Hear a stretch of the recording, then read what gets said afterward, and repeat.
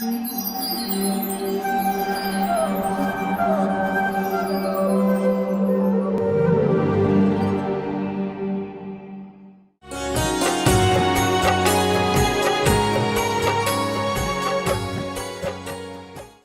कृष्णा। कथा सागर कार्यक्रम में आप सभी का हार्दिक स्वागत है। जो शिक्षा अनुशासन प्रदान कर हमारी रक्षा करती है, मार्गदर्शन करती है, प्रेरणा देती है, उसे शास्त्र कहा गया है। शास्त्र हमारे ऋषियों और मुनियों द्वारा रचित वे ग्रंथ हैं जिनमें मानव जाति के हितार्थ अनेक प्रकार के कर्तव्य बतलाए गए हैं और अनुचित कृत्यों का निषेध किया गया है। इस कार्यक्रम में विभिन्न वक्ता इन्हीं प्राचीन ग्रंथों जैसे रामायण, महाभारत, श्रीमद् भागवतम, भगवद गीता व चैतन्य चरितामृत इत्यादि से हमें जीवन का सार समझाती, हृदय को रोमांचित करती प्रेरणादायक कथाओं से हमारा मार्गदर्शन करेंगे। इसमें कार्यक्रम के लिए वे प्रबुद्ध जीव तथा ज्ञानी लोग आते हैं जो स्वयं जीवन के अर्थ को, मानव जीवन के मूल्य को जानकर वैदिक संस्कृति के प्रसार हेतु दृढ़ता से प्रयासरत हैं।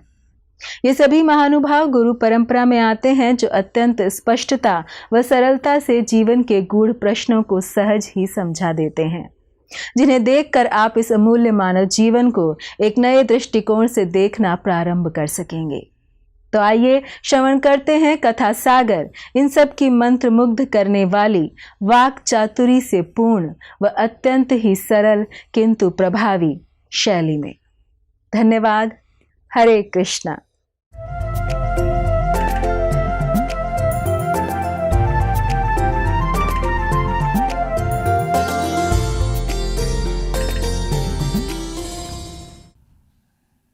सर्वप्रथम श्री चैतन्य महाप्रभु ने जो वर्णन किया है वो ये, सब लोग मेरे पीछे दोहराइए इस श्लोक को।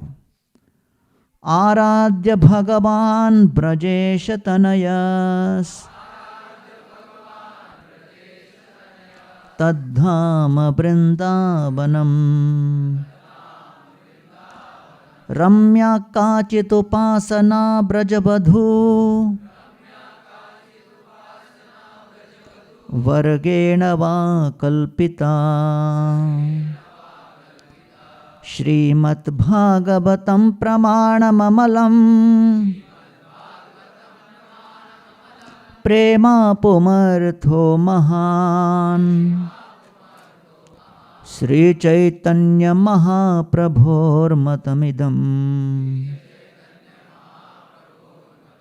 तत्रादरानां परा। तो श्री चैतन्य महाप्रभु जो कि 500 वर्ष पूर्व भगवान श्री राधा और कृष्ण के समवेत अवतार स्वरूप बंगाल में नवद्वीप नदिया में प्रकट हुए और जिन्होंने वैश्विक हरिनाम संकीर्तन के आंदोलन का जयघोष किया, उन्होंने 5 तत्वों का वर्णन किया है। आराध्य हमारे कृष्ण हैं, वो भी कृष्ण जब वृंदावन में हैं, और गोपियों के द्वारा उपासित जिस विधि विधान से कृष्ण प्रसन्न हुए, उस भाव से हम भगवान श्री कृष्ण की आराधना करना चाहेंगे। ये संपूर्ण प्रमाण श्रीमद् भागवत के ऊपर आधारित है। श्रीमद् भागवतम प्रमाणम अमलम, ये अमल प्रमाण है। और अंतिम लक्ष्य क्या है? हम प्रेम की प्राप्ति करना चाहते हैं। तो इसलिए धर्म, अर्थ, काम और मोक्ष, ये सामान्य हिंदू धर्म के अंतर्गत 4 प्राप्य जो लक्ष्य हम इनके विषय में सुनते हैं, लेकिन श्री चैतन्य महाप्रभु ने आकर हम लोगों को एक पंचम पुरुषार्थ दिया है, और वो पंचम पुरुषार्थ है प्रेम। प्रेम धन बिना व्यर्थो दरिद्र जीवन, दास कोरी वेतन मोरे देह प्रेम धन। तो ये प्रेम का धन सर्वश्रेष्ठ धन है और इसके बिना जीवन व्यर्थ है। इस बात को स्पष्ट करने और प्रकट करने श्री चैतन्य महाप्रभु श्रीमद् भागवत के आधार पर प्रेम की परिभाषा ब्रजभूमि वृंदावन के गोपियों के लीला के माध्यम से हमें प्रस्तुत किए हैं। तो आप सभी लोग यहाँ पर 3 दिवसीय ये श्रीमद् भागवत के श्रवण करने का यज्ञ में भाग ले रहे हो। यज्ञ का अर्थ है कि हम आहुति दें। जैसे प्रातःकालीन अरुणोदय की वेला में गोवर्धन इको विलेज के अंतर्गत भी 6 बजे यज्ञ होगा। आप लोगों में से कई लोग ने आज अटेंड भी किया होगा। तो उस यज्ञ के अग्नि में घी की आहुति होती है। तो ये श्रीमद् भागवत का यज्ञ है। इसमें हम लोग आहुति दे रहे हैं, अपना आत्मसमर्पण कर रहे हैं, अपने समय का, अपनी चेतना का, अपने ध्यान का, अपने मन का। और जब हम अपने मन को इस शब्द ध्वनि में समर्पित करेंगे तो ये श्रीमद् भागवत की शब्द ध्वनि जब हमारे कर्णरंध्रों के माध्यम से हमारे हृदय के अंतःकरण को स्पर्श करेगा तो जिस प्रकार औषधि दवा शारीरिक रोग को दूर करता है, वैसे ही ये श्रीमद् भागवत की शब्द ध्वनि हमारे मानसिक रोगों और पीड़ाओं को दूर करने की क्षमता और सामर्थ्य रखता है। श्रीमद् भागवत के 12 स्कंद में जितनी लीलाएं हैं, हर लीला के अंदर किसी विशेष औषधि की भांति हमारे मन के एक विशेष पीड़ा को दूर करने की क्षमता है। एक विशेष चिंता, समस्या, अनिश्चितता को समाप्त करने की क्षमता और सामर्थ्य है। इसीलिए जब 12 स्कंद हम क्रमशः सुनते हैं तो अनायास ही, बिना प्रयास किए ही जीवन के और मन के कई समस्याओं का समाधान अनायास हो जाता है। और हर कथा के साथ साथ उस कथा का एक श्रुति फल भी निर्धारित किया गया है। और केवल इस कथा को सुनने मात्र करने से हमारे अंदर ये परिवर्तन आता है और कई कई इच्छाओं की पूर्ति होती है, जो श्रीमद् भागवत के श्रुति फल के रूप में वर्णन किया गया है। एक और उदाहरण हम देते हैं। जैसे घर पर आप लोग अपने किचन के अंदर किसी जो माउस ट्रैप होता है, चूहे को पकड़ने के लिए आप कुछ यंत्र रखते हो, तो तब जाकर चूहा उसके अंदर आकर फंसता है। तो कहा गया है कि श्रीमद् भागवत भी एक ऐसा ट्रैप है, एक ऐसा यंत्र है, जहाँ भागवत की कथा आरंभ हो जाती है और जब भागवत की कथा का प्रसारण और भागवत की कथा का पूरी तरह निमग्न होकर श्रवण की प्रक्रिया आरंभ होती है, वहाँ भगवान श्री कृष्ण को हम इस भागवत रूप यंत्र के अंदर पकड़ लेते हैं और वो हमारे हृदय में बद्ध हो जाते हैं। तो भगवान श्री कृष्ण को हृदयबद्ध करने का ये सर्वश्रेष्ठ रूप है, प्रक्रिया है। इसे कहते हैं श्रीमद् भागवत। तदेव रम्यं रुचिरं नवं नवं तदेव शश्वन् मनसो महोत्सवं तदेव शोकार्णव शोषणं नृणां यदुत्तम श्लोक यशो नुगीयते। भगवान श्री कृष्ण की कथाएं नित्य नूतन सुरम्य आकर्षक हैं और भगवान श्री कृष्ण ने जो वाणी अर्जुन को सुनाई उसे कहते हैं भगवद गीता। भगवद गीता सुनने के पश्चात अर्जुन भगवान श्री कृष्ण के चरणों में समर्पित होने के लिए तैयार हो गए। और भगवद गीता के 5 मूल विषय हैं ईश्वर, जीव, प्रकृति, काल और कर्म। लेकिन उसके पश्चात भगवान श्री कृष्ण ने अपने विषय में अधिक जानकारी नहीं दी। तब श्रीमद् भागवत वो ग्रंथ है जिसमें भगवान श्री कृष्ण के विस्तारित लीलाओं का, गुणों का और उनकी शक्ति का वर्णन करता है। भगवद गीता में केवल 700 श्लोक हैं, श्रीमद् भागवत में 18,000 श्लोक हैं। श्रीमद् भगवद गीता के श्रोता रहे अर्जुन और श्रीमद् भागवतम के श्रोता रहे अर्जुन के पुत्र अभिमन्यु के पुत्र परीक्षित, अर्थात अर्जुन के पौत्र। तो इस प्रकार प्रभुपाद जी, कृष्ण कृपा मूर्ति अभय चरणारविंद भक्ति वेदांत स्वामी श्रील प्रभुपाद, इस्कॉन के संस्थापक आचार्य, जिन्होंने ये श्रीमद् भागवत लिखी है जो यहाँ ऑल्टर पर हमने अभी आरती की, श्रील प्रभुपाद जी के द्वारा लिखी गई श्रीमद् भागवतम बहुत ही ऐतिहासिक इस दृष्टि से है क्योंकि 1966 तक जब प्रभुपाद जी ने इस्कॉन की स्थापना नहीं की, पूरे विश्व में अंग्रेजी भाषा में भागवत उपलब्ध नहीं थी। श्रीमद् भागवत केवल संस्कृत और हिंदी में ही उपलब्ध थी। तब प्रभुपाद जी ने उसे जब अंग्रेजी भाषा में प्रकाशित किया तो विश्व ने प्रथम बार श्रीमद् भागवत के इस रहस्य को समझा। जब प्रभुपाद जी 1966 में न्यूयॉर्क गए 40 रुपये अपने जेब में लेके 70 वर्ष की आयु में, तब वहाँ पर उनको कुछ हिप्पी लोग मिल गए। एक उनमें नौजवान था जिसका नाम प्रोफेसर हॉवर्ड था और उन्होंने प्रभुपाद जी को कहा कि मैं देख रहा हूँ कि आप प्रतिदिन आप अपने हाथ से टाइप करते हो अलग अलग मैन्युस्क्रिप्ट्स, चाहे तो मैं टाइप कर देता हूँ, मैं बहुत फास्ट टाइपिस्ट हूँ। तो प्रभुपाद जी ने उनको कुछ दे दिए, एक लिस्ट ऑफ जो मैन्युस्क्रिप्ट्स थे उनके पास, 2-4 पन्ना दे दिया। अगले ही दिन टाइप करके वो ले आए। तो प्रभुपाद जी ने कहा अरे तुम तो बहुत फास्ट टाइपिंग करते हो। तो उन्होंने कहा ये तो कुछ भी नहीं है, आपके पास जितने मैन्युस्क्रिप्ट्स होंगे उसको सब मैं टाइप कर दूंगा। तो प्रभुपाद जी उनको कमरे के अंदर लेके गए और कमरे के अंदर एक बहुत बड़ा संदूक रखा था। प्रभुपाद जी ने संदूक खोला, अंदर इतने सारे मैन्युस्क्रिप्ट्स खचाखच भरे हुए थे, प्रभुपाद के हस्तलिखित, हैंड रिटन। उसको देख के प्रोफेसर हॉवर्ड घबरा गए। उन्होंने कहा Swami ji this is lifetime of typing, ये तो पूरे जीवन भर का टाइपिंग है। प्रभुपाद ने कहा नो, सेवरल लाइफ टाइम्स, क्योंकि अभी जो देख रहे हो ये तो मैं श्रीमद् भागवत का लिख ही रहा हूँ।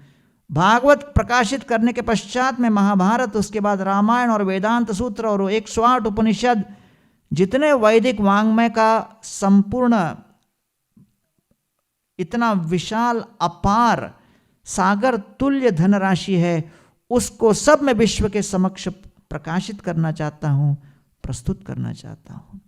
तो ये श्रील प्रभुपाद जी की विशेष इच्छा थी और उनकी कृपा से हम अंग्रेजी भाषा में श्रीमद् भागवत को समझ पाए और तब जाकर अलग अलग भाषाओं में अब लगभग पूरे विश्व में इस्कॉन ने 80-85 भाषाओं में श्रीमद् भागवत, भगवद गीता और उन ग्रंथों को अनुवाद कर दिया है।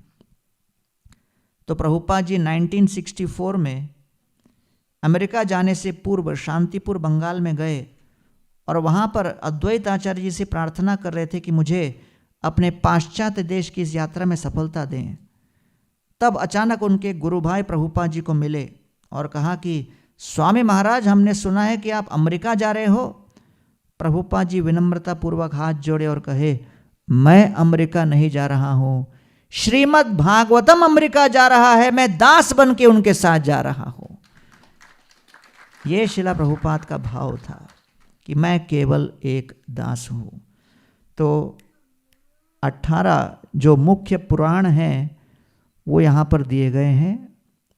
ये 6 सात्विक पुराण, 6 राजसिक पुराण और 6 तामसिक पुराण। तो इसलिए इसको समझना बड़ा महत्वपूर्ण है क्योंकि भगवद गीता के अनुसार हर बद्ध जीव के अंदर 4 कमियां हैं, 4 समस्याएं हैं। हम लोग सभी के अंदर ये 4 कमियां क्या हैं? We all have tendency to control, हम जगत को नियंत्रित करना चाहते हैं। दूसरा, we all have tendency to consume unlimited enjoyment, असीमित मात्रा में भोग करने की इच्छा है। तीसरा, we have intense desire to convince others of our opinion, दूसरों को अपने मत के विषय में हम प्रबल करना चाहते हैं। और चौथा, हम सभी एक दूसरे के साथ compete करना चाहते हैं। स्पर्धात्मक वृत्ति से प्रेरित होकर हम दूसरों को पराजित करने में ही अपने जीवन की सफलता को मानते हैं। तो भगवद गीता इसका मूल्यांकन करके निष्कर्ष निकालता है कि ये 4 बड़े वहम हैं, ये दोष हैं, इसको अपने जीवन से उतारना होगा, निकालना होगा। और इसीलिए यहाँ वर्णन आता है कि सामान्य समाज में हम देखते हैं कि कई कॉरपोरेट ट्रेनर्स हैं कई लाइफ कोच हैं और कई साधु संत हैं। तो ये कॉरपोरेट ट्रेनर भी लेक्चर देते हैं, लाइफ कोच ये भी लेक्चर देते हैं, और हम लोग जो है सैफरन पहन कर हम भी लेक्चर देते हैं। तो हर एक का मार्केट क्या है वो भी समझना आवश्यक है, क्योंकि सब अपनी अपनी दुकान चला रहे हैं। तो इसलिए समझना बड़ा महत्वपूर्ण है कि जो कॉरपोरेट ट्रेनर है वो आपको बताएगा कि धंधा कैसे करें, व्यवसाय को कैसे बढ़ाएं। जो लाइफ कोच है वो थोड़ा पारिवारिक एंगल को भी लेके आएगा और कहेगा कि वर्क लाइफ बैलेंस, थोड़ा आप परिवार को भी और बाकी अपने दूसरे उत्तरदायित्वों को भी कैसे आप संभालो। तो एक केवल व्यवसाय, दूसरा व्यवसाय के साथ साथ परिवार, लेकिन दोनों की सीमा क्या है? वो केवल मृत्यु तक का ही आपको समर्थन कर सकते हैं, केवल जीवन काल में। लेकिन जो साधु संत महात्मा, जो मॉन्क कैटेगरी में जो आते हैं, जो आध्यात्मिक ज्ञान की श्रेणी में आते हैं, जो गीता, भागवत, वेद, पुराण इत्यादि जो विषय वस्तु है, ये आपको जीवन काल में संतुलित जीवन जीते हुए मृत्यु के आगे कैसे प्लानिंग करो, ये भाव और ये भविष्यवाणी, ये योजना केवल वैदिक शास्त्रों के अंदर है। तो इसलिए आध्यात्मिक ज्ञान का क्षेत्र मृत्यु से आगे चलता है, इट गोज बियॉन्ड डेथ। तो बाकी सारी शिक्षा पद्धति आपको जीवन भर की प्लानिंग में सहायता करेगा, लेकिन ये जो भागवत सुनने आप लोग बैठे हो, ये आपको सबसे पहले मृत्यु के आगे आपका लक्ष्य क्या होना चाहिए, उस लक्ष्य को निर्धारित करके वर्किंग बैकवर्ड्स आपको मृत्यु का क्षण कैसे निकालना चाहिए, और फिर वर्किंग बैकवर्ड्स जीवन भर की तैयारी कैसी करनी चाहिए, जिससे मृत्यु के क्षण आप कृष्ण का चिंतन करो और तत्पश्चात कृष्ण के धाम में प्रवेश कर सको। तो ये तीनों की दृष्टिकोण से सबसे संपूर्ण, सबसे श्रेष्ठ ये भाव इसमें दिया गया है। तो इसलिए ये न केवल जीवन की तैयारी है, लेकिन जीवन के बाद, जीवन के अंत में, मृत्यु के पश्चात की तैयारी भी यही है। तो ये बड़ा महत्वपूर्ण भाव यहाँ वर्णन किया गया है।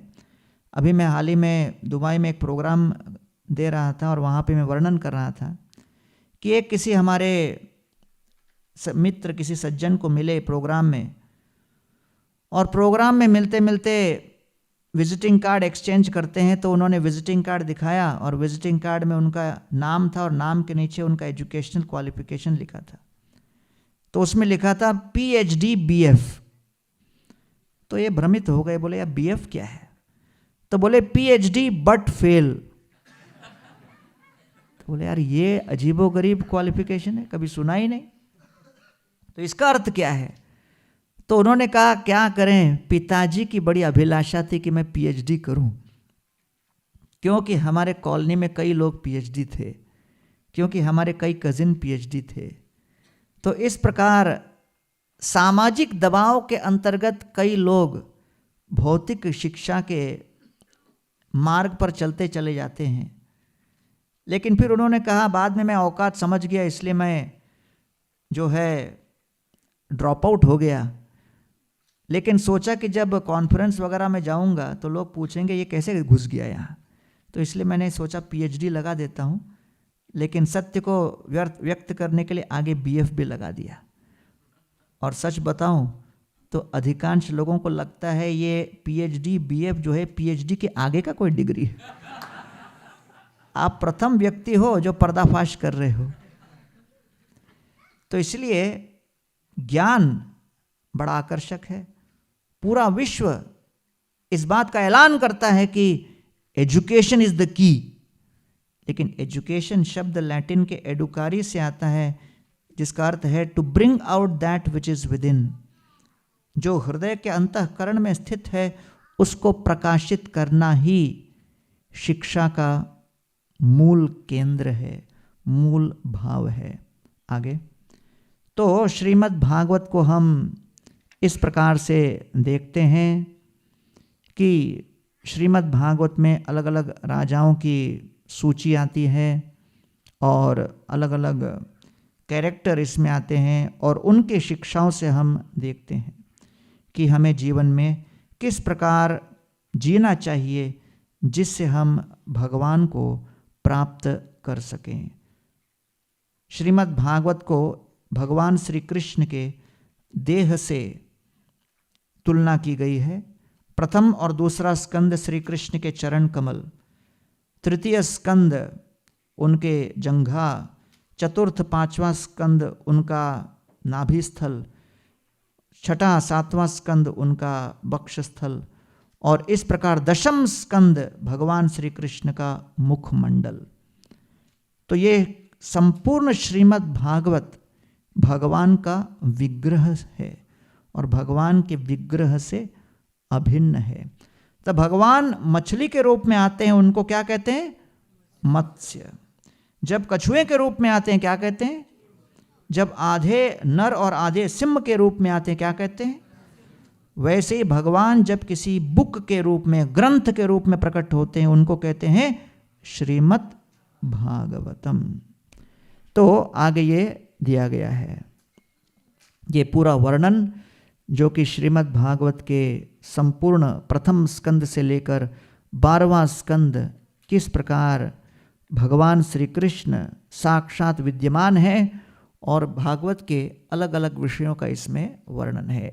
तो ये कई विषय आपको इस स्लाइड पर दिखेंगे जिसको समझने के लिए बारंबार सुनना और पढ़ना पड़ता है। तो कई बातें नहीं भी समझ में आए, चिंता न करें, हम लोग आगे चलते चले जाएंगे। श्रीमद् भागवतम अंग्रेजी भाषा में प्रभुपाद जी ने जो किया ये बड़ा चमत्कारी है। प्रभुपाद जी को संस्कृत में, आप राधा दामोदर मंदिर में जाएंगे तो कृष्ण शंकर शास्त्री द्वारा प्रकाशित संस्कृत में श्रीमद् भागवत है, जो हर श्लोक के पीछे 15 अनुवाद और तात्पर्य दिए गए हैं। There are 15 commentaries for every shloka. तो उस 15 अनुवाद और तात्पर्य को लेकर प्रभुपाद जी बैठते थे और प्रभुपाद जी के अनुवाद करने का समय होता था। पूरे विश्व में भ्रमण करते हुए, अलग अलग कॉन्टिनेंट्स में घूमते हुए, रात्रि को 10 बजे से लेकर सुबह 4 बजे तक प्रभुपाद जी इसका अनुवाद करते थे।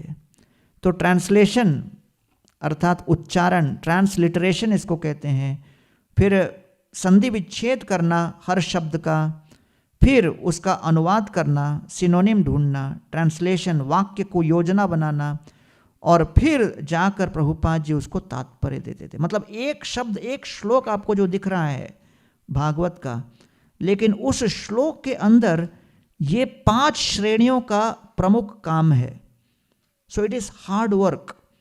किसी भी संस्कृत ग्रंथ का अनुवाद लेकर उसके ऊपर टिप्पणी करना, उसके पीछे बहुत कठोर परिश्रम है, और जब तक हम समझते नहीं वो क्या है, हम कभी समझ में नहीं पाएंगे कि श्रील प्रभुपाद जी ने इस अंग्रेजी भाषा में उसको देकर किया क्या। अच्छा, एक और रोमांचक बात, 1955 से 1965 के बीच प्रभुपाद जी ने केवल प्रथम स्कंद का अनुवाद और तात्पर्य दिया। 10 years it took only for one canto। और 1966 से 77, 11 वर्ष के बीच प्रभुपाद जी ने दूसरे स्कंद भागवत से लेकर दशम स्कंद 13वें अध्याय तक अनुवाद और तात्पर्य दे दिया। चैतन्य चरितामृत आदि मध्य अंत लीला दे दिया, और कई दूसरे छोटे ग्रंथ दे दिए जो कि अकल्पनीय है। तो इसलिए प्रभुपाद जी साक्षात भगवान श्री कृष्ण से प्रेरित होकर ये कार्य कर पाए, और 18,000 श्लोकों को उन्होंने इस प्रकार हम सभी के समक्ष प्रकाशित किया। कथा आती है कि श्रील प्रभुपाद जी जब गृहस्थ थे 1922 में सबसे पहले उल्टा डंगा जंक्शन रोड कलकत्ता में वो भक्ति सिद्धांत सरस्वती ठाकुर से मिले और 21 फरवरी 2022 को इस्कॉन उस उल्टा डंगा जंक्शन लेन को म्यूजियम के रूप में पूरे विश्व को समर्पित कर रहा है। बहुत बड़ा फंक्शन कलकत्ता में है। जैसे ही प्रथम बार सरस्वती ठाकुर प्रभुपाद को देखे कहते हैं, you are an intelligent young man, you should preach this knowledge of Lord Chaitanya in the English language all over the world. तो तुरंत प्रभुपाद जी को आदेश मिल गया। 1933 में प्रभुपाद जी ने उनसे दीक्षा ली। 1944 में उन्होंने बैक टू गॉडहेड मैगजीन आरंभ किया। 55 में वो वानप्रस्थ लिए और 1966 में इस्कॉन की स्थापना किए। 1977 में प्रभुपाद जी गोलोक धाम गमन किए। लेकिन प्रभुपाद जी जब गृहस्थ थे और जब कलकत्ता में थे, उनके घर के फर्स्ट फ्लोर पर कई लोग जो गौड़िया मठ के थे वो लोग अपना संस्कृत हरिनामामृत व्याकरण सीखते थे। उनको सिखाते थे सरस्वती ठाकुर के दूसरे शिष्य जिनका नाम था डोल गोविंद शास्त्री। तो प्रभुपाद जी गृहस्थ के रूप में कभी आकर ग्राउंड फ्लोर और फर्स्ट फ्लोर के बीच में जो सीढ़ियाँ थी वहाँ बैठकर जप करते थे। तो एक दिन प्रभुपाद जी बैठकर जप कर रहे थे। डोल गोविंद शास्त्री आए, उनके बगल में बैठे और बोले, मैंने अभी लेक्चर दिया, पृथ्वी ते आचे जत नगरादि ग्राम, सर्वत्र प्रचार होइबे मोर नाम। पूरे विश्व के कोने कोने में प्रचार होगा। महाप्रभु कहते हैं कृष्ण के नाम का कैसे होगा, समझ में नहीं आता। प्रभुपाद जी उठे, 2 कदम नीचे उठे, फिर मुड़े, डोल गोविंद शास्त्री को संकेत करते हुए कहते हैं कि अगर महाप्रभु ने यह भविष्यवाणी की है तो अवश्य सिद्ध होगा। फिर 2 कदम उतरे, फिर मुड़े, फिर डोल गोविंद शास्त्री को देखकर कहा, भविष्य में श्रील भक्ति सिद्धांत सरस्वती ठाकुर के चरण कमलों में समर्पित कोई मूर्ख व्यक्ति इस कार्य को अवश्य सिद्ध करेगा। और फिर प्रभुपाद जी और 2 कदम नीचे उतरे। तब डोल गोविंद शास्त्री जो कि सरस्वती ठाकुर के ही शिष्य थे, उनको लगने लगा कहीं वो व्यक्ति मैं तो नहीं। फिर प्रभुपाद जी मुड़े, फिर डोल गोविंद शास्त्री को संकेत करके कहते हैं, वो व्यक्ति आप नहीं होंगे। तो जब डोल गोविंद शास्त्री इसको सुने, उनको लगा अरे अभय बाबू को क्या लगता है वो करेंगे, ये तो संभव ही नहीं है, क्योंकि वो तो दिन रात केवल बिजनेस व्यवसाय का ही सोचते रहते हैं। तो उस समय कोई कल्पना भी नहीं कर पाता कि प्रभुपाद जी भविष्य में चलकर जिन्होंने इतना समय गृहस्थ आश्रम में निकाला, वो एक वैश्विक क्रांति मचाने वाले हैं। श्री चैतन्य महाप्रभु के इस मिशन को विश्व के कोने कोने में पहुंचाने वाले हैं। ए रूपया चंडाले कीर्तन संचारे, नाम प्रेम माला गांधी पोड़ेला संसारे। ये संसार जो कि जेल की तरह है, इस संसार रूपी जेल से निकालकर हमें भगवान श्री कृष्ण के धाम गोलोक वृंदावन धाम तक पहुंचाने का उत्तरदायित्व ये श्रीमद् भागवत और भगवान का हरिनाम करता है। हरे कृष्णा कृष्णा कृष्णा हरे हरे, हरे राम राम राम हरे हरे। कई वर्ष पहले मैं एक जेल में लेक्चर दे रहा था। आप लोग में से कई लोग कभी जेल नहीं गए होंगे, लेकिन मैं कई बार गया हूँ, जाता रहता हूँ कथा करने, क्योंकि हम लोग का मार्केट 5 स्टार होटल से जेल पूरा रेंज में है। तो जब मैं लेक्चर दे रहा था तो सामने करीब 500 कैदी बैठे थे। ये पूना का येरावाड़ा जेल है, बड़ा प्रसिद्ध जेल है और काफ़ी वो एक दृष्टि से श्रेष्ठ जेल माना गया, क्योंकि वहाँ पर मिनिमम मर्डरर लोग ही आते हैं वहाँ पर। और 500 लोग बैठे हुए थे। और जेल प्रोग्राम मुझे बड़ा पसंद है, क्यों? क्योंकि उसमें ऑडियंस गारंटीड रहता है, बिना विज्ञापन के, बिना एडवर्टाइजमेंट के। तो 500 लोग कथा सुन रहे थे, तो मैं कीर्तन किया, कथा किया और उसके बाद पूछा किसी को कोई प्रश्न है क्या। एक कैदी ने हाथ उठाया, बोला मुझे प्रश्न पूछना है। तो मैंने कहा पूछो। वो कैदी कहता मैं स्टेज के ऊपर आकर पूछूंगा। तो मैं घबरा गया, बगल में कमिश्नर साहब खड़े थे। मैंने कहा ये कौन व्यक्ति है और स्टेज पे क्यों आना चाहता है? तो कहता है इसने 12 मर्डर किया है। मैंने कहा मैं 13वां होने वाला हूँ क्या? उन्होंने कहा चिंता मत करो, आने दो उनको। तो वो स्टेज पे आए और स्टेज पे आके उन्होंने कहा कि आप हरे राम को हरे रामो कैसे कह रहे हो? पुराण में तो हरे राम कहा गया है। और सारे कैदी जोर जोर से ताली बजाने लगे कि अपने बीच भी पंडित बैठा हुआ है।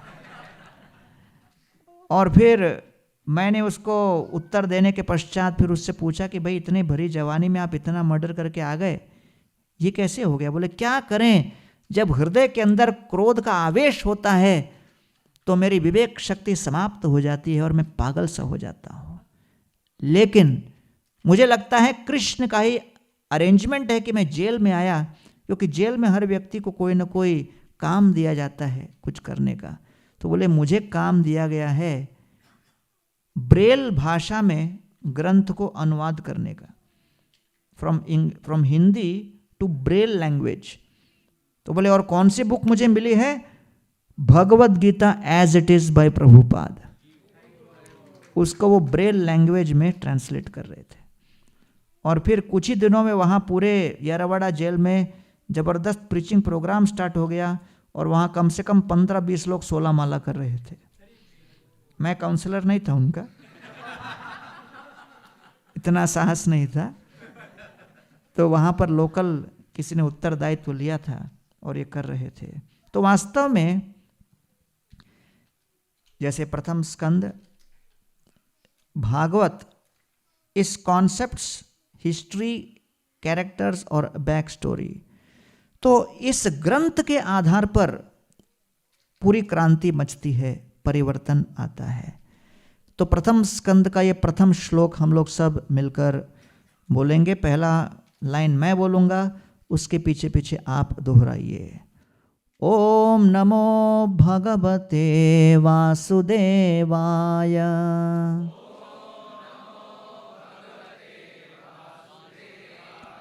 जन्मादस्य यतोन्मयाति तरतस् चार्थेष्वभिज्ञस्वरान् तेने ब्रह्म हृदया आदि कवये मुह्यन्ति यत्सूरय तेजो वारिमृदां यथा विनिमयो यत्र त्रिसर्गो मृषा धाम्ना स्वेन सदा निरस्तकुहकम् सत्यं परं धीमहि। दिखने में श्लोक जटिल है, अर्थ बड़ा सरल है। आप लोगों का रहने का अपना घर है, उसका अपना एड्रेस है। आप लोग घर में रह सकते हो तो भगवान नहीं रह सकते क्या? तो ये प्रथम श्लोक में कहा है कि भगवान भी अपने एक घर में रहते हैं, उस घर का नाम है गोलोक वृंदावन। और हम लोग जो यहाँ पर हैं, क्या हम यहाँ से गोलोक वृंदावन की यात्रा कर सकते हैं? हाँ, कर सकते हैं। तो इसलिए कोई भी आध्यात्मिक मार्ग के क्षेत्र में उतरता है तो मैं कहता हूँ कि कोई भी धर्म हो, कोई भी पंथ हो, कोई भी शास्त्र हो, चाहे हिंदू हो, क्रिश्चियन हो, इस्लाम हो, सिख हो, जैन हो, बौद्ध हो, जू हो, जो भी हो, चाहे नए नए न्यू एज फिलॉसफीज हो, सारे जितने भी आध्यात्मिक मार्ग हैं वो क्या है? टूरिज्म इंडस्ट्री है। टूरिज्म इंडस्ट्री और स्पिरिचुअलिटी में कोई डिफरेंस नहीं है। टूरिज्म इंडस्ट्री में आप क्या करते हो? एक जगह से दूसरे जगह travel. Tourism industry takes care of your bodies travel, spirituality takes care of your souls travel. तो इसलिए आध्यात्मिक मार्ग अर्थात क्या हम अपनी आत्मा को अपनी वांछित स्थान पहुंचा सकते हैं? तो ट्रैवल करने के दो तरीके हैं। एक, मैं मेक माई ट्रिप में जाकर मैं चॉइस के साथ बुक करूं और दूसरी जगह जाऊं। दूसरा, मैं कोई गड़बड़ घोटाला करूं और पुलिस आके गिरफ्तार करे और फिर वो अपनी गाड़ी में ट्रैवल कराए। तो दोनों ट्रैवल है। तो प्रश्न उठता है कि हम कौन सा ट्रैवल प्रेफर करते हैं? तो सारे शास्त्र यही बता रहे कि भैया मुजरिम की तरह यहाँ वहाँ बहुत बार आपको हथकड़ियों के साथ लेके गए हैं, अब उससे दूर होकर अपनी योजना बनाइए कि आगे कैसे आपको चलना है। तो इसलिए तेजो वारि मृदाम यथा विनिमयो यत्र त्रिसर्गो मृषा, अर्थात ये भौतिक जगत जहां पर हम अभी हैं, तो ये 5 स्थान में पहला क्या है? मेक माई ट्रिप में पहला प्रश्न क्या पूछता है? स्टार्टिंग पॉइंट, आपको कहाँ से ट्रैवल करना है? What is your boarding point? Mumbai, ठीक है। कहाँ जाना है? कलकत्ता। तो दूसरा डेस्टिनेशन। तो आध्यात्मिक मार्ग में भी मेरी चेतना अभी कहाँ है? नंबर 1। दूसरा, मुझे कहाँ लेके चलना है? डेस्टिनेशन। तीसरा, what should be my experience in destination, वहाँ अनुभव क्या होना है? चौथा, कौन सा मार्ग मैं अपनाना चाहता हूँ? What path I want to take. हम डायरेक्ट कलकत्ता जा सकते हैं, वया दिल्ली जा सकते हैं, वया यहाँ से जा सकते हैं, कई मार्ग चुन सकते हैं। और पांचवा, what are the obstacles in the journey, इस यात्रा में कौन कौन से अड़चने बाधाएं आएंगी। कोई भी आध्यात्मिक मार्ग ले लो, ये केवल 5 पॉइंट ही उसके अंतर्गत हैं। बेवकूफ़ी करके लोग एक दूसरे के साथ लड़ाई झगड़ा करते रहते हैं, मारकाट करते रहते हैं धर्म के नाम पर। अरे टूरिज्म इंडस्ट्री इतना फूल रहा है, फल रहा है, कोई व्यक्ति कलकत्ता जा रहा है, कोई व्यक्ति न्यूयॉर्क जा रहा है, कोई व्यक्ति ज़ुरिक जा रहा है, किसी को झगड़ा है क्या? जिसको जहाँ जाना है जाओ। तो इसलिए जैसे आप चॉइस करोगे उसके अनुसार, ये 5 पॉइंट में से एक पॉइंट का भी उसके अंदर का पॉइंट बदल जाए तो धर्म का नाम बदल जाता है। तो वैसे ही हिंदू धर्म के अंदर भी ये 5 पॉइंट के अंतर जो अलग अलग दूसरे पॉइंट निकलते हैं, उसमें से कोई द्वैत, कोई अद्वैत, कोई वैष्णव, कोई शैव, ये वो हर प्रकार के पंथ इसमें से निकलते हैं। तो इसलिए प्रमुख बात यह है कि इस जगत में हम लोग हैं और भगवान के धाम की यात्रा करना आरंभ नहीं करना चाहते, उसके पीछे क्या कारण है? हम उस धाम को क्यों नहीं देख पा रहे हैं? हम भगवान के धाम की ओर यात्रा करने की इच्छा क्यों नहीं कर पा रहे? उसके पीछे कारण है अहंकार। और इस अहंकार ने हमें इस तरह वशीभूत कर लिया कि हम सभी को लगता है मैं ही ब्रह्मांड का केंद्र हूं। तो इसलिए आध्यात्मिक मार्ग क्या, ये श्रीमद् भागवत हम क्यों सुन रहे हैं? जिससे हम अपने नेत्रों के ऊपर के कैटरैक्ट को निकाल सकें। और जब कैटरैक्ट निकलेगा तब समझेगा कि ब्रह्मांड का केंद्र मैं नहीं, ब्रह्मांड के केंद्र कृष्ण है। I am not the centre of the universe, the world is not moving as per my will, the world is moving as per his will. कहने के लिए छोटा सा सेंटेंस है, लेकिन इसको अनुभव करते करते पूरा जीवन निकल जाता है। इसलिए to be that which is not is called Maya. माया का अर्थ है भ्रम, है कि नहीं? तो इसलिए इस अहंकारवश स्वरूप में हमको लगता है कि मैं केंद्र हूं, ये माया है, ये भ्रम है। I am the controller, I am the enjoyer, I am the proprietor, मैं भोक्ता हूं, मैं नियंत्रक हूं, ये माया है। इसलिए मैं जब डिज्नीलैंड गया था और एक भक्त मुझे लेके गए थे, उस समय 2011-12 की बात है। मैंने कहा मैं डिज्नीलैंड में जाके क्या करूं? बोले यार जीवी प्रोजेक्ट में काम आएगा। तो उसको थोड़ा कनेक्शन दिखा रहा था वो। तो फिर मैं पहुंच गया वहाँ पर। तो एक जगह हम लोग बैठे थे, 3D का वो इफेक्ट चल रहा था। तो हम लोग अपने सीट पर बैठे हैं, पूरा थिएटर अंधेरा हो गया और 3D में वहाँ से दिखाया कि एक आदमी चलता हुआ आ रहा है और पीछे पीछे उसके एक सांप रेंगता हुआ उसके पीछे जा रहा है। तो 3D में बड़ा भयंकर लग रहा था, वो सांप पीछे पीछे आ रहा है और हम लोग को लगा अरे देखो भैया पीछे देखो। और अचानक बिना किसी चेतावनी के वो सर्प जो है आक्रमण करता है, लेकिन वो सांप इतने झटके से आक्रमण करता है और 3D इफेक्ट के कारण सीधा वो सांप का मुंह हमारे ऊपर आ जाता है। तो ऐसा लगा कि स्क्रीन के बाहर सांप आ गया और मेरे ऊपर आ गया। तो मैं झटका के बोला अरे बचाओ, हरि बोल। तो मेरे साथ जो दोस्त था मुझे थपथपा के कहता है प्रभु ये माया है। आपको लग रहा है ये सांप है, लेकिन है नहीं। उसी प्रकार Duryodhan Duryodhan, yodhan means to fight, dur means wrong cause, Duryodhan means one who is always fighting for the wrong cause. Duryodhan अर्थात जो हमेशा इसके लिए युद्ध कर रहा था अपने अहंकार को बचाने के लिए। तो इसलिए कहा जाता है कि हस्तिनापुर में, दिल्ली में समर में, ग्रीष्म ऋतु में बड़ी गर्मी होती है, लेकिन दुर्योधन गर्मी में भी अपने ऊपर किसी को छतरी लेने नहीं देता था। क्यों? वो कहता था मेरे ऊपर कोई नहीं हो सकता, छतरी भी नहीं। इतना उसके अहंकार की पराकाष्ठा थी। तो इसलिए तेजो वारी मृदाम यथा विनिमयो। तो अब आगे कहते हैं दूसरे श्लोक में। तो पहला श्लोक था श्रीमद् भागवत का विषय कौन सा है? भगवान। What is the subject of the Shrimad Bhagavatam? The subject is Krishna, the supreme. There is a prospect being given. अरे you have travelled locally, travel internationally also. तब तो जाकर लोग बाहर का टिकट लेते हैं, वीज़ा लेते हैं। अगर कोई भारत के अंदर ही घूमते घूमते प्रसन्न है तो फिर इतने सारे टूरिज्म कंपनी का कैसे चलेगा? तो इसलिए भागवत में आपको प्रस्ताव दिया जा रहा है कि भैया मृत्यु के आगे आप एक और यात्रा ले सकते हो, वो है वैकुंठ, अर्थात वो स्थान जहाँ कोई कुंठा नहीं, चिंता नहीं, भगवान का धाम। और उसके विषय में और जानकारी कैसे मिलेगी? ये है Shrimad Bhagavat, the book which is describing this second shloka. धर्म प्रोजित कैतवत्र परमो निर्मत्सराणां सतां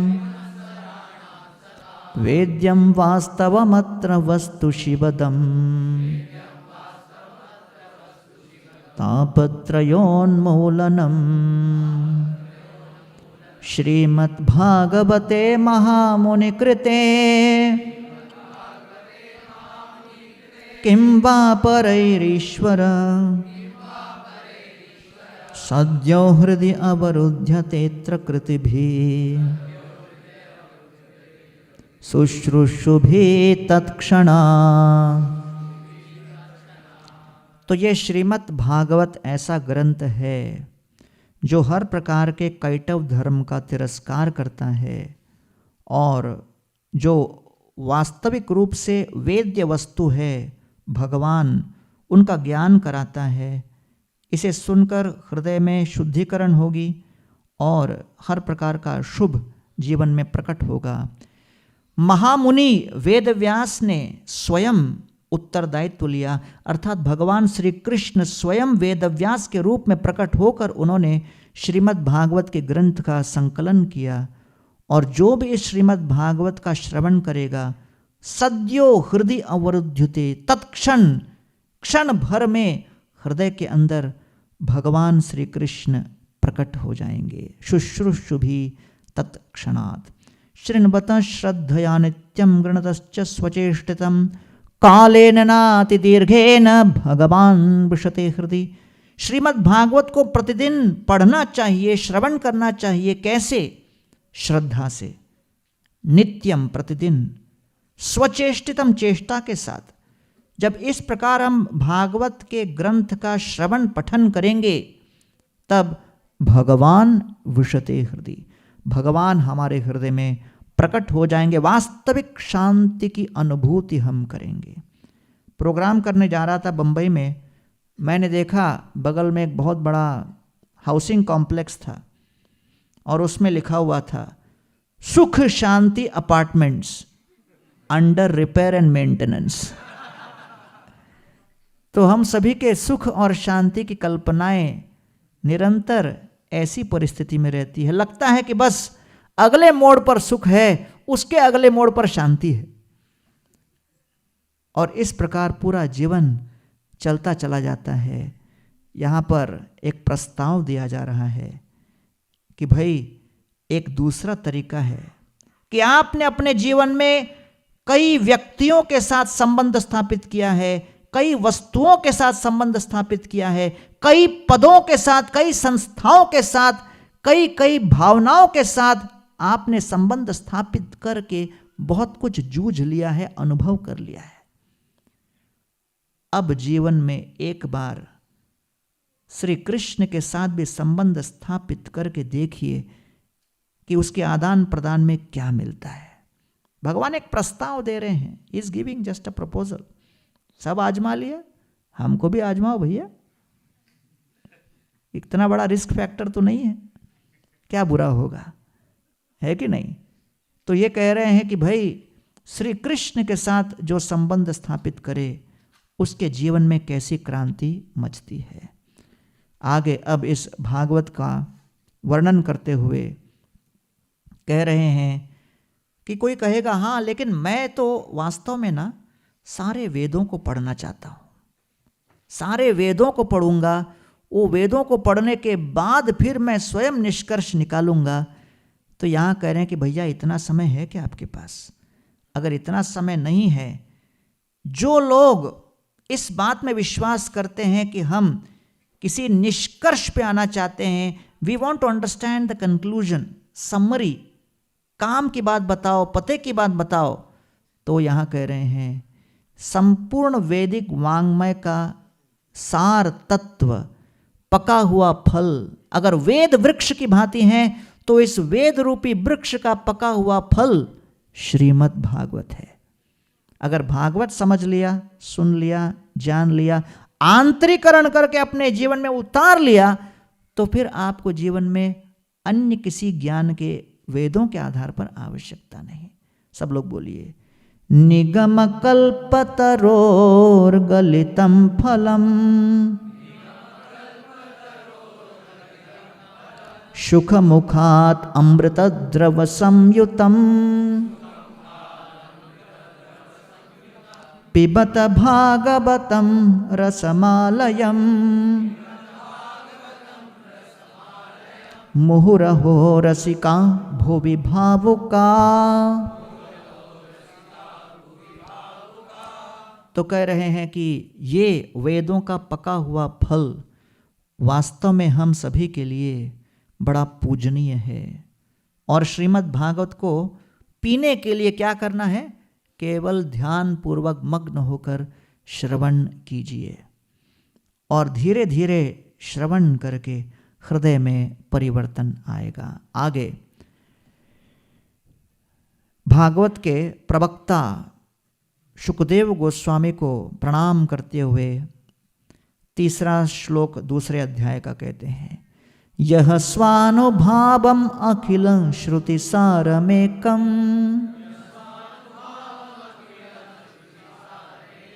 अध्यात्म दीपम अतितीर्षितम तमो अंधम संसारिणां करुणयाः पुराण गुह्यम तम व्यास सोनुमुपयामि गुरुं मुनीनां।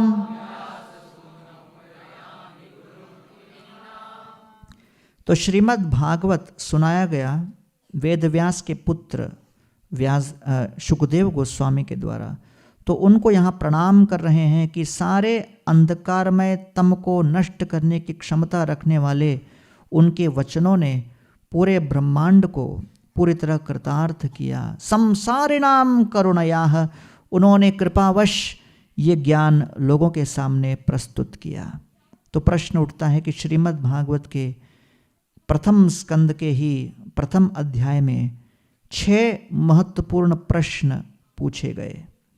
ये 6 महत्वपूर्ण प्रश्न नैमिषारण्य में उपस्थित ऋषि मुनियों ने सूत गोस्वामी से पूछे। सूत गोस्वामी ने शुकदेव गोस्वामी के मुख से ये भागवत सुनी थी, तब जाकर उन्होंने इसका विस्तारित व्यक्तीकरण किया। तो सबसे पहला प्रश्न है, सबसे श्रेष्ठ इस जगत के लिए क्या है? ये पहला प्रश्न है। दूसरा, सारे शास्त्रों का सार क्या है?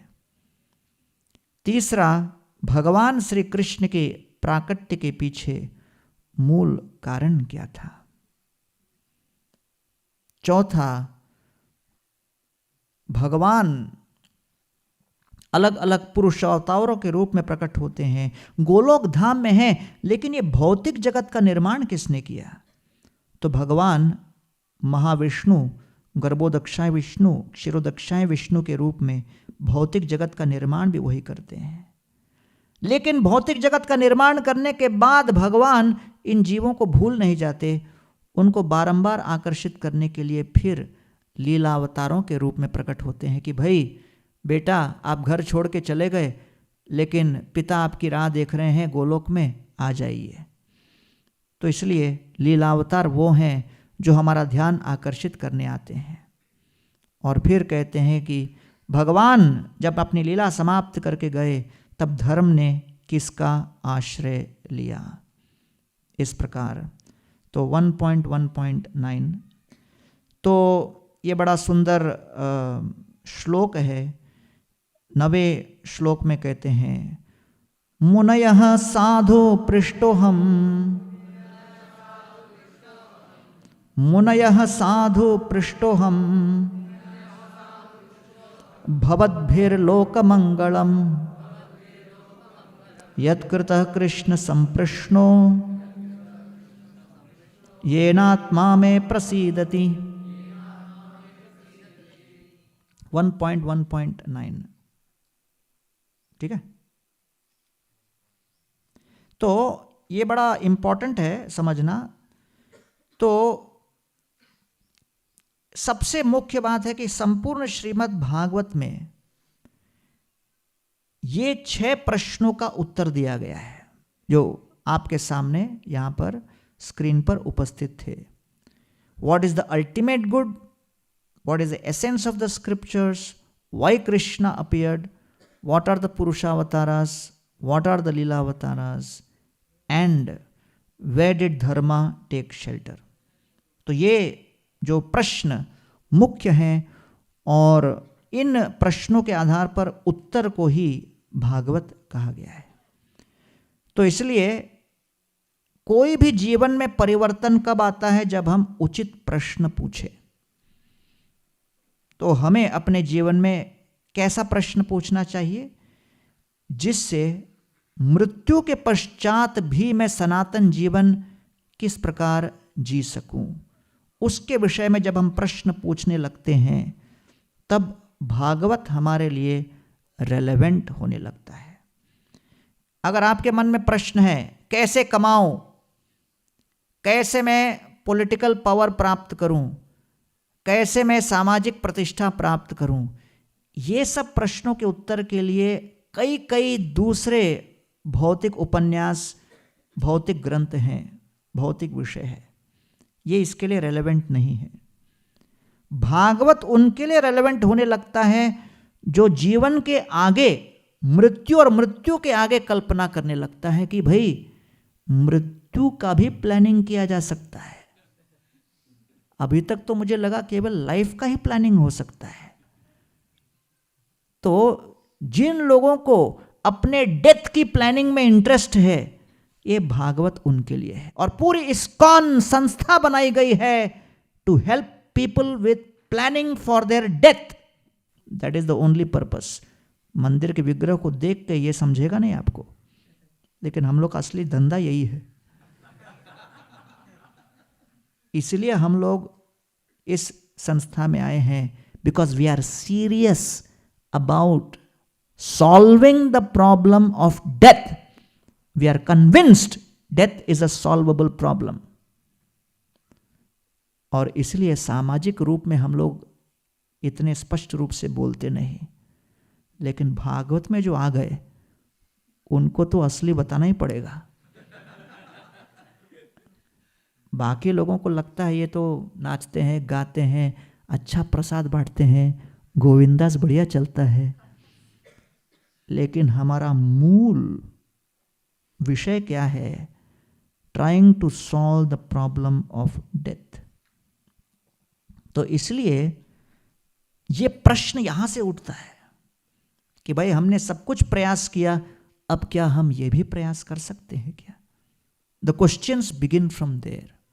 मैं एक प्रोग्राम में लेक्चर दे रहा था। लेक्चर के बाद मैंने किसी को पूछा प्रश्न है क्या? एक स्टूडेंट ने हाथ उठाया और कहा मेरा प्रश्न था लेकिन अब वो आंसर हो गया है। मैंने कहा क्या प्रश्न था भाई बता दो। कहा मैं पूछने वाला था आपका लेक्चर कब खत्म होने वाला है। मैंने कहा भैया इसके आगे कोई प्रश्न है तो बताओ। तो इसलिए भागवत के स्टार्टिंग में ही ये कह दिया, मुनयः साधु पृष्ठोहम। बड़ा अच्छा प्रश्न पूछा है। भवद्भिर लोक मंगलम, इससे लोक कल्याण होगा। क्यों? कृष्ण संप्रश्नो। हम पति के रूप में हमारा कुछ धर्म होगा, पत्नी के रूप में कोई धर्म होगा, पुत्र पुत्री के रूप में धर्म होगा, किसी कंपनी के एम्प्लॉय के रूप में धर्म होगा, कोई बिजनेस इन्वेस्टर के रूप में धर्म होगा, पॉलिटिकल लीडर के रूप में धर्म कोई हमारा धर्म होगा। हमारे कई कई अलग अलग प्रकार के धर्म या ड्यूटीज हैं। लेकिन जब आत्मा शरीर को छोड़ती है, जैसे अप्रैल मई इस साल में कितने लोगों ने शरीर छोड़ दिया। किसी के पास धन हो या धन न हो, it did not matter. When death comes you have to respond. लेकिन जब मृत्यु होती है तब प्रश्न उठता है, फिर तो शरीर बदल गया, परिस्थिति बदल गई, तो ऐसा कोई धर्म या ड्यूटी है क्या जो चाहे परिस्थिति बदलने पर भी वो न बदले? उसको कहते हैं सनातन धर्म। अर्थात कृष्ण सनातन है, आत्मा सनातन है। आत्मा का कृष्ण के प्रति ड्यूटी, धर्म सेवा का है, प्रेम का है, उनको संतुष्ट करने का है। ये सनातन है, इसलिए इसको कहते हैं सनातन धर्म। और इस सनातन धर्म को बनाए रखने के लिए हम अपने हृदय के अंदर इस भाव को जागृत कर रहे हैं। तो सारे शास्त्र, चाहे गीता हो, भागवत हो, वेद हो, ये केवल किसके ऊपर फोकस कर रहे हैं? लव अफेयर को तोड़ने पे। कई बार जवानी में किसी जवान युवक युवती का प्रेम का कुछ सिलसिला स्टार्ट हो जाता है, लव अफेयर। परिवार वाले परेशान हो जाते हैं और दूसरे रिलेटिव्स, फ्रेंड्स को पूछते हैं, यार ये अफेयर को तोड़ना है, ये रिलेशनशिप को तोड़ना है, कैसे करना है बताइए। तो वैसे ही ये जो लव अफेयर है, इसको तोड़ना है। वो क्या है? जीव, प्रकृति, भगवान। तो जीव अर्थात जो आत्मा है, उसका वास्तविक संबंध भगवान के साथ है, लेकिन अभी प्रकृति के साथ अफेयर चल रहा है। तो हम प्रकृति को देखकर, भौतिक जगत को देखकर आविष्ट हो गए, आकर्षित हो गए, उसके साथ लगे हुए हैं। और ये सारा सिलसिला कि कैसे हम अपने आवेश को, अपने इस भयंकर जो नशा है उस प्रकृति के प्रति उसको तोड़ें और भगवान के प्रति हम समर्पित करें। एक बार प्रभुपाद के पास एक रिपोर्टर ने आके प्रश्न किया, Swami ji, what is the purpose of this world? ये ब्रह्मांड का किस तरह से और किस कारण से प्राकट्य हुआ है? प्रभुपाद ने कहा, the world has been created for enjoyment, भोग के लिए। रिपोर्टर मुस्कुराने लगी। प्रभुपाद ने कहा, तुम्हारा नहीं, कृष्ण का। भोग किसका? कृष्ण का।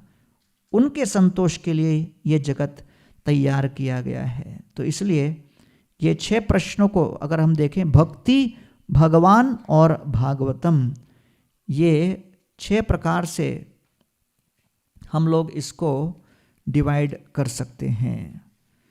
आगे सीड क्वेश्चंस पूछ रहे हैं। भागवतम का मूल जो प्रश्न थे, इसका परिवेश क्या था? श्रीमद् भागवत का इतिहास क्या था? श्रीमद् भागवत के श्रोता परीक्षित, इनका इतिहास क्या था? श्रीमद् भागवत के प्रवक्ता शुकदेव गोस्वामी, इनका इतिहास क्या था?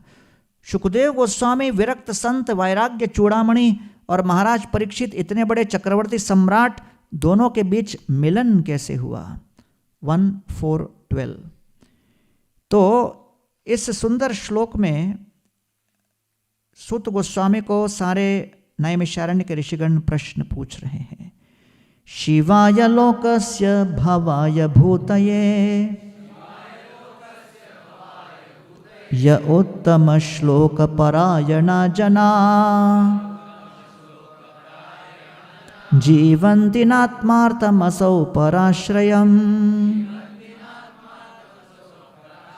मुमोच निर्विद्य कुतः कलेवरम। तो प्रश्न उठता है कि भाई परीक्षित महाराज इतने बड़े सम्राट थे जिनके ऊपर इतने जीव आश्रित थे, उन्होंने अचानक अपने जीवन का पारायण करने के लिए वो गंगा के तट पर क्यों बैठ गए? कुछ तो कारण होगा।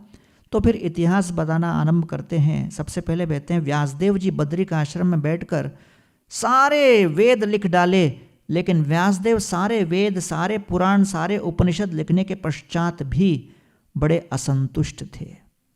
1:4:30 तो 30वें श्लोक में व्यासदेव जी के असंतोष का वर्णन कर रहे हैं। तथापि बत में दह्यो ही आत्मा चैवात्मना विभू असंपन्न इवा भाति ब्रह्मवर्चस्य सत्तम।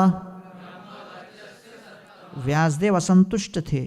कहा कि आपने मुझे जो जो कहा है नारद मुनि, मैंने सब कर डाला, सारे शास्त्र लिख डाले, मैं कर्तव्य परायणता का इतना ज्वलंत उदाहरण हूं, लेकिन फिर भी इतनी श्रेष्ठता, इतनी निपुणता, इतनी कला का प्रदर्शन और सफलता के बाद भी व्यक्ति असंतुष्ट हो सकता है क्या? हमने तो सुना था नेम, फेम, सक्सेस, एक्सपर्टीज, ये सब मिलने पर सेटिस्फैक्शन मिलता है। तो व्यासदेव जी की विशेषता थी कि बड़े पारदर्शी निर्मल चरित्र वाले थे।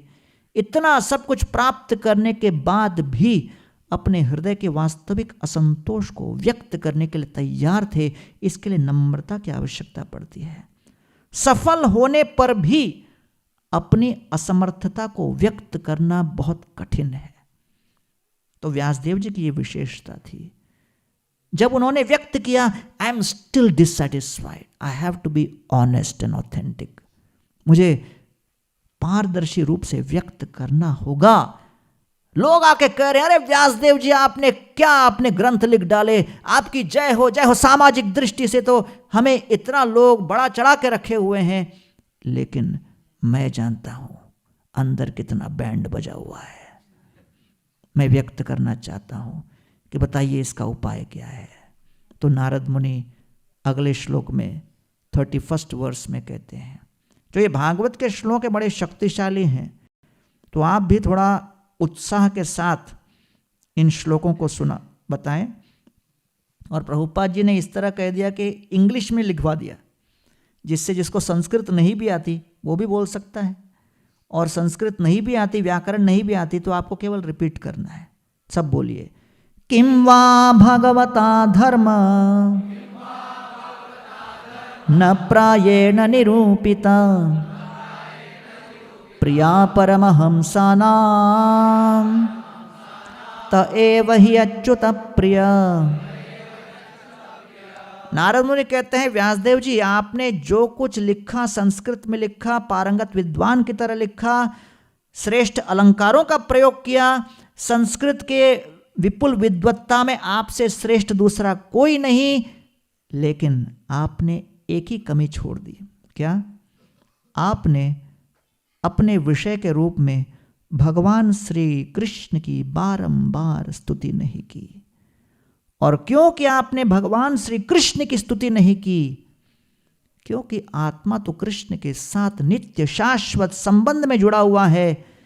जब तक उस संबंध में स्थित नहीं रहेगा, वो जैसे जल बिना मछली। तो इसलिए आप अब सारे 17 पुराणों के बाद 18वां पुराण ऐसा लिखो जिसका एक शब्द, एक अक्षर भी केवल भगवान श्री कृष्ण के गुणानुवाद में रमा हो। और तब जाकर 1:5:11 बड़ा श्रेष्ठ उन्होंने आदेश किया कि व्यासदेव जी, अगर श्रेष्ठ अलंकृत संस्कृत व्याकरण भाषा का प्रयोग करके कोई विषय लिखा जाए, लेकिन उसमें कृष्ण का गुणानुवाद न हो, इसके ठीक विपरीत अन्य किसी भी टूटे फूटे व्याकरण और भाषा के साथ कृष्ण की स्तुति हो, तो वो कृष्ण की स्तुति वाला विषय हृदय को स्पर्श कर जाता है, वो संतोष का कारण बनता है।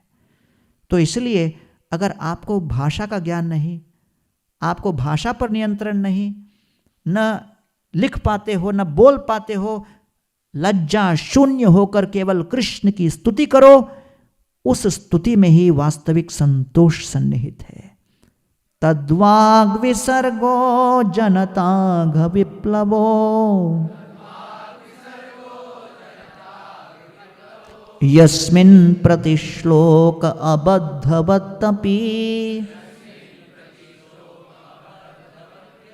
नामान्यनन्तस्य यशोऽन्कितानि या शृण्वन्ति गायन्ति गृह्णन्ति साधवा।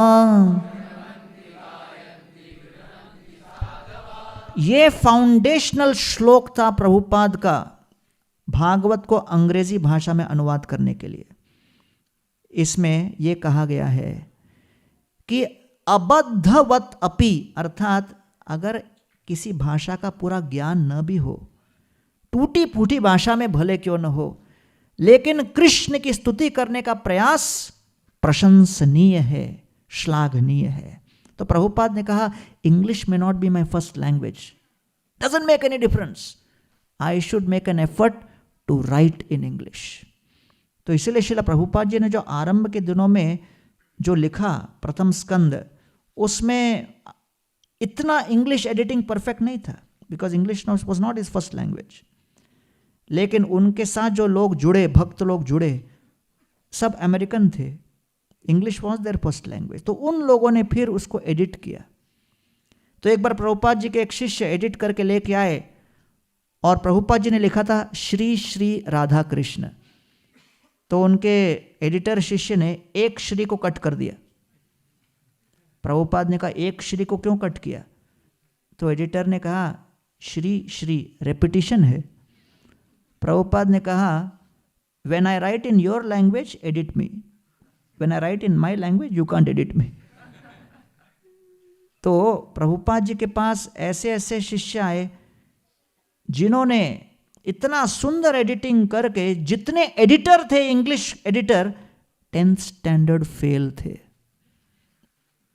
मैं उनको बहुत अच्छी तरह जानता हूं, कई लोग उनमें से, लेकिन उनके पास केवल प्रभुपाद जी के आदेश को पालन करने की इच्छा थी, उससे हर प्रकार की शक्ति उनको प्राप्त हुई, है कि नहीं?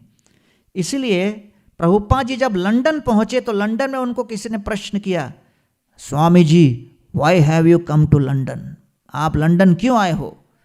तो प्रभुपाद जी ने कहा, अंग्रेजों ने पिछले 300 वर्षों में भारत से हीरा सोना चांदी मोती सब चुरा चुरा के ले गए, लेकिन भारत का सबसे बड़ा अनमोल रत्न भगवत गीता चुराना भूल गए, उसका होम डिलीवरी करने आया हूं। तो उस दिन से आज तक इस्कॉन ने 1966 से लेकर आज तक पूरे विश्व में 50 करोड़ भगवत गीता वितरित कर दिए हैं। 50 करोड़ भगवत गीता। एक लोकल ट्रेन में मैं गीता किसी को दिखाया तो उसने कहा, ये गीता फ्री में दे रहे हो ना? मैंने कहा क्यों भैया, 70 रुपए का कॉस्ट है, फ्री में क्यों? उसने कहा, अरे कृष्ण ने अर्जुन को गीता फ्री में सुनाई, फ्री में सुनाई और आप लोग कमा रहे हो। मैंने कहा देखिए सर, कृष्ण ने अर्जुन को गीता कुरुक्षेत्र में सुनाई, ये बंबई है, 70 रुपए ट्रांसपोर्ट चार्ज है। तो प्रभुपाद जी ने जो भगवत गीता का अनुवाद करके लोगों के सामने प्रस्तुत किया, विश्व के कोने कोने में ये बटा हुआ है। रशिया में जब कम्युनिस्ट साम्राज्य चल रहा था, वहां भी भगवत गीता प्रभुपाद का पहुंच गया था। लोगों ने हाथ से उसको अनुवाद कर करके उसके कॉपीज बना के बांटे। और जब कम्युनिस्ट साम्राज्य समाप्त हुआ, तो उसके पहले जब केजीबी सबसे डरती थी 3 चीज से, rock and roll, Coca Cola and Hare Krishna, है कि नहीं? तो उस समय एक पीएचडी साइंटिस्ट थे जो गीता में कुछ इंटरेस्ट लेने लगे थे। केजीबी को पता लग गया कि इतने बड़े बायोटेक्नोलॉजी वाले पीएचडी गीता पढ़ रहे हैं, हरे कृष्णा वाला। तो पकड़ लिया उनको, अपने केजीबी हेडक्वार्टर्स में ले जाके इंट्रोगेशन करने लगे। भरपूर इंट्रोगेशन किया, 4-5 घंटा। और इंट्रोगेशन ऑफिसर जो था उसको गीता कंठस्थ थी। वो गीता का हर चैप्टर में से प्रश्न पूछ रहा था जानने के लिए इसको कितना पता है। वो साइंटिस्ट जो कि जस्ट थोड़ा बहुत माला स्टार्ट किया था, इस्कॉन में इंटरेस्ट थोड़ा ले रहा था, वो केजीबी ऑफिसर के उत्साह को देखकर इतना प्रभावित हुआ, बोला यार ये गीता के वितरण को रोकने के लिए इतना एक्सपर्ट बन गया, तो गीता सीखने के लिए मुझे कितना होना चाहिए, सोच के वो इस्कॉन में ज्वाइन हो गए। आज भक्ति विज्ञान गोस्वामी महाराज हमारे सन्यासी हैं। वो आज भी कहते हैं मेरे इस मार्ग में शिक्षा गुरु हैं केजीबी, पथ प्रदर्शक और शिक्षा गुरु, उनकी प्रेरणा से हम इसमें उतरे। तो इसलिए यहाँ पर जब नारद मुनि ने व्यासदेव जी को ये आदेश किया, तब व्यासदेव जी उनको लिखने लगे। और तब नारद मुनि अपने पूर्व जन्म का वर्णन करते हुए कहते हैं कि देखिए, मैं अपने पूर्व जन्म में अपनी माता के साथ था, 5 वर्षीय अबोध बालक, कुछ भक्ति वेदांतियों की सेवा में लगी थी। मैं भी उनकी सेवा करते करते कभी कथा सुन लेता था, लेकिन उसका परिणाम क्या हुआ? उन महात्माओं की कृपा मिली। उस कृपा के कारण मेरे हृदय के अंदर इतना आत्मविश्वास आ गया कि जब सर्प के आक्रमण से मेरी माता का देहांत हुआ, मैं 5 वर्षीय अबोध बालक बिना किसी आश्रय के आत्मविश्वास नहीं खोया। तदा तदहमीशस्य भक्तानां शम अभीप्सतम अनुग्रहं मन्यमान प्रातिष्ठम दिशमुत्तराम। मैं उत्तर दिशा में चलता चला गया, भगवान को खोजते हुए, पूर्ण विश्वास के साथ कि भगवान अपने भक्तों के शुभ चिंतक हितैषी हैं। जीवन में जो परिस्थिति आती है वो भगवान केवल अपने भक्त को अपने निकट, अपने बलिष्ठ भुजाओं के प्रेममयी आलिंगन में लगाने के लिए ऐसा हस्ताक्षेप कर रहे हैं, इस बात का मुझे विश्वास था। और तब नारद मुनि ने व्यासदेव जी को आदेश दिया। व्यासदेव जी भागवत लिखना आरंभ किए।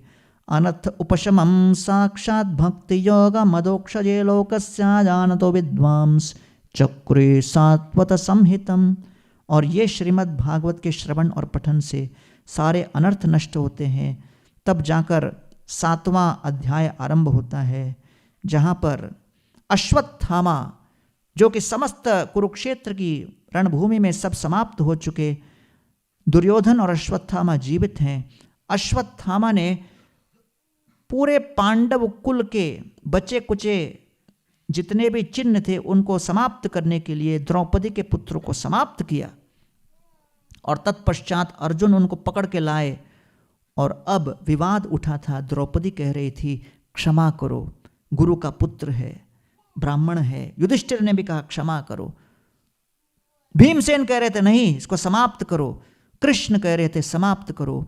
और अर्जुन दोनों द्वंद्व के बीच में फंसे हुए थे, करना है तो क्या करना है।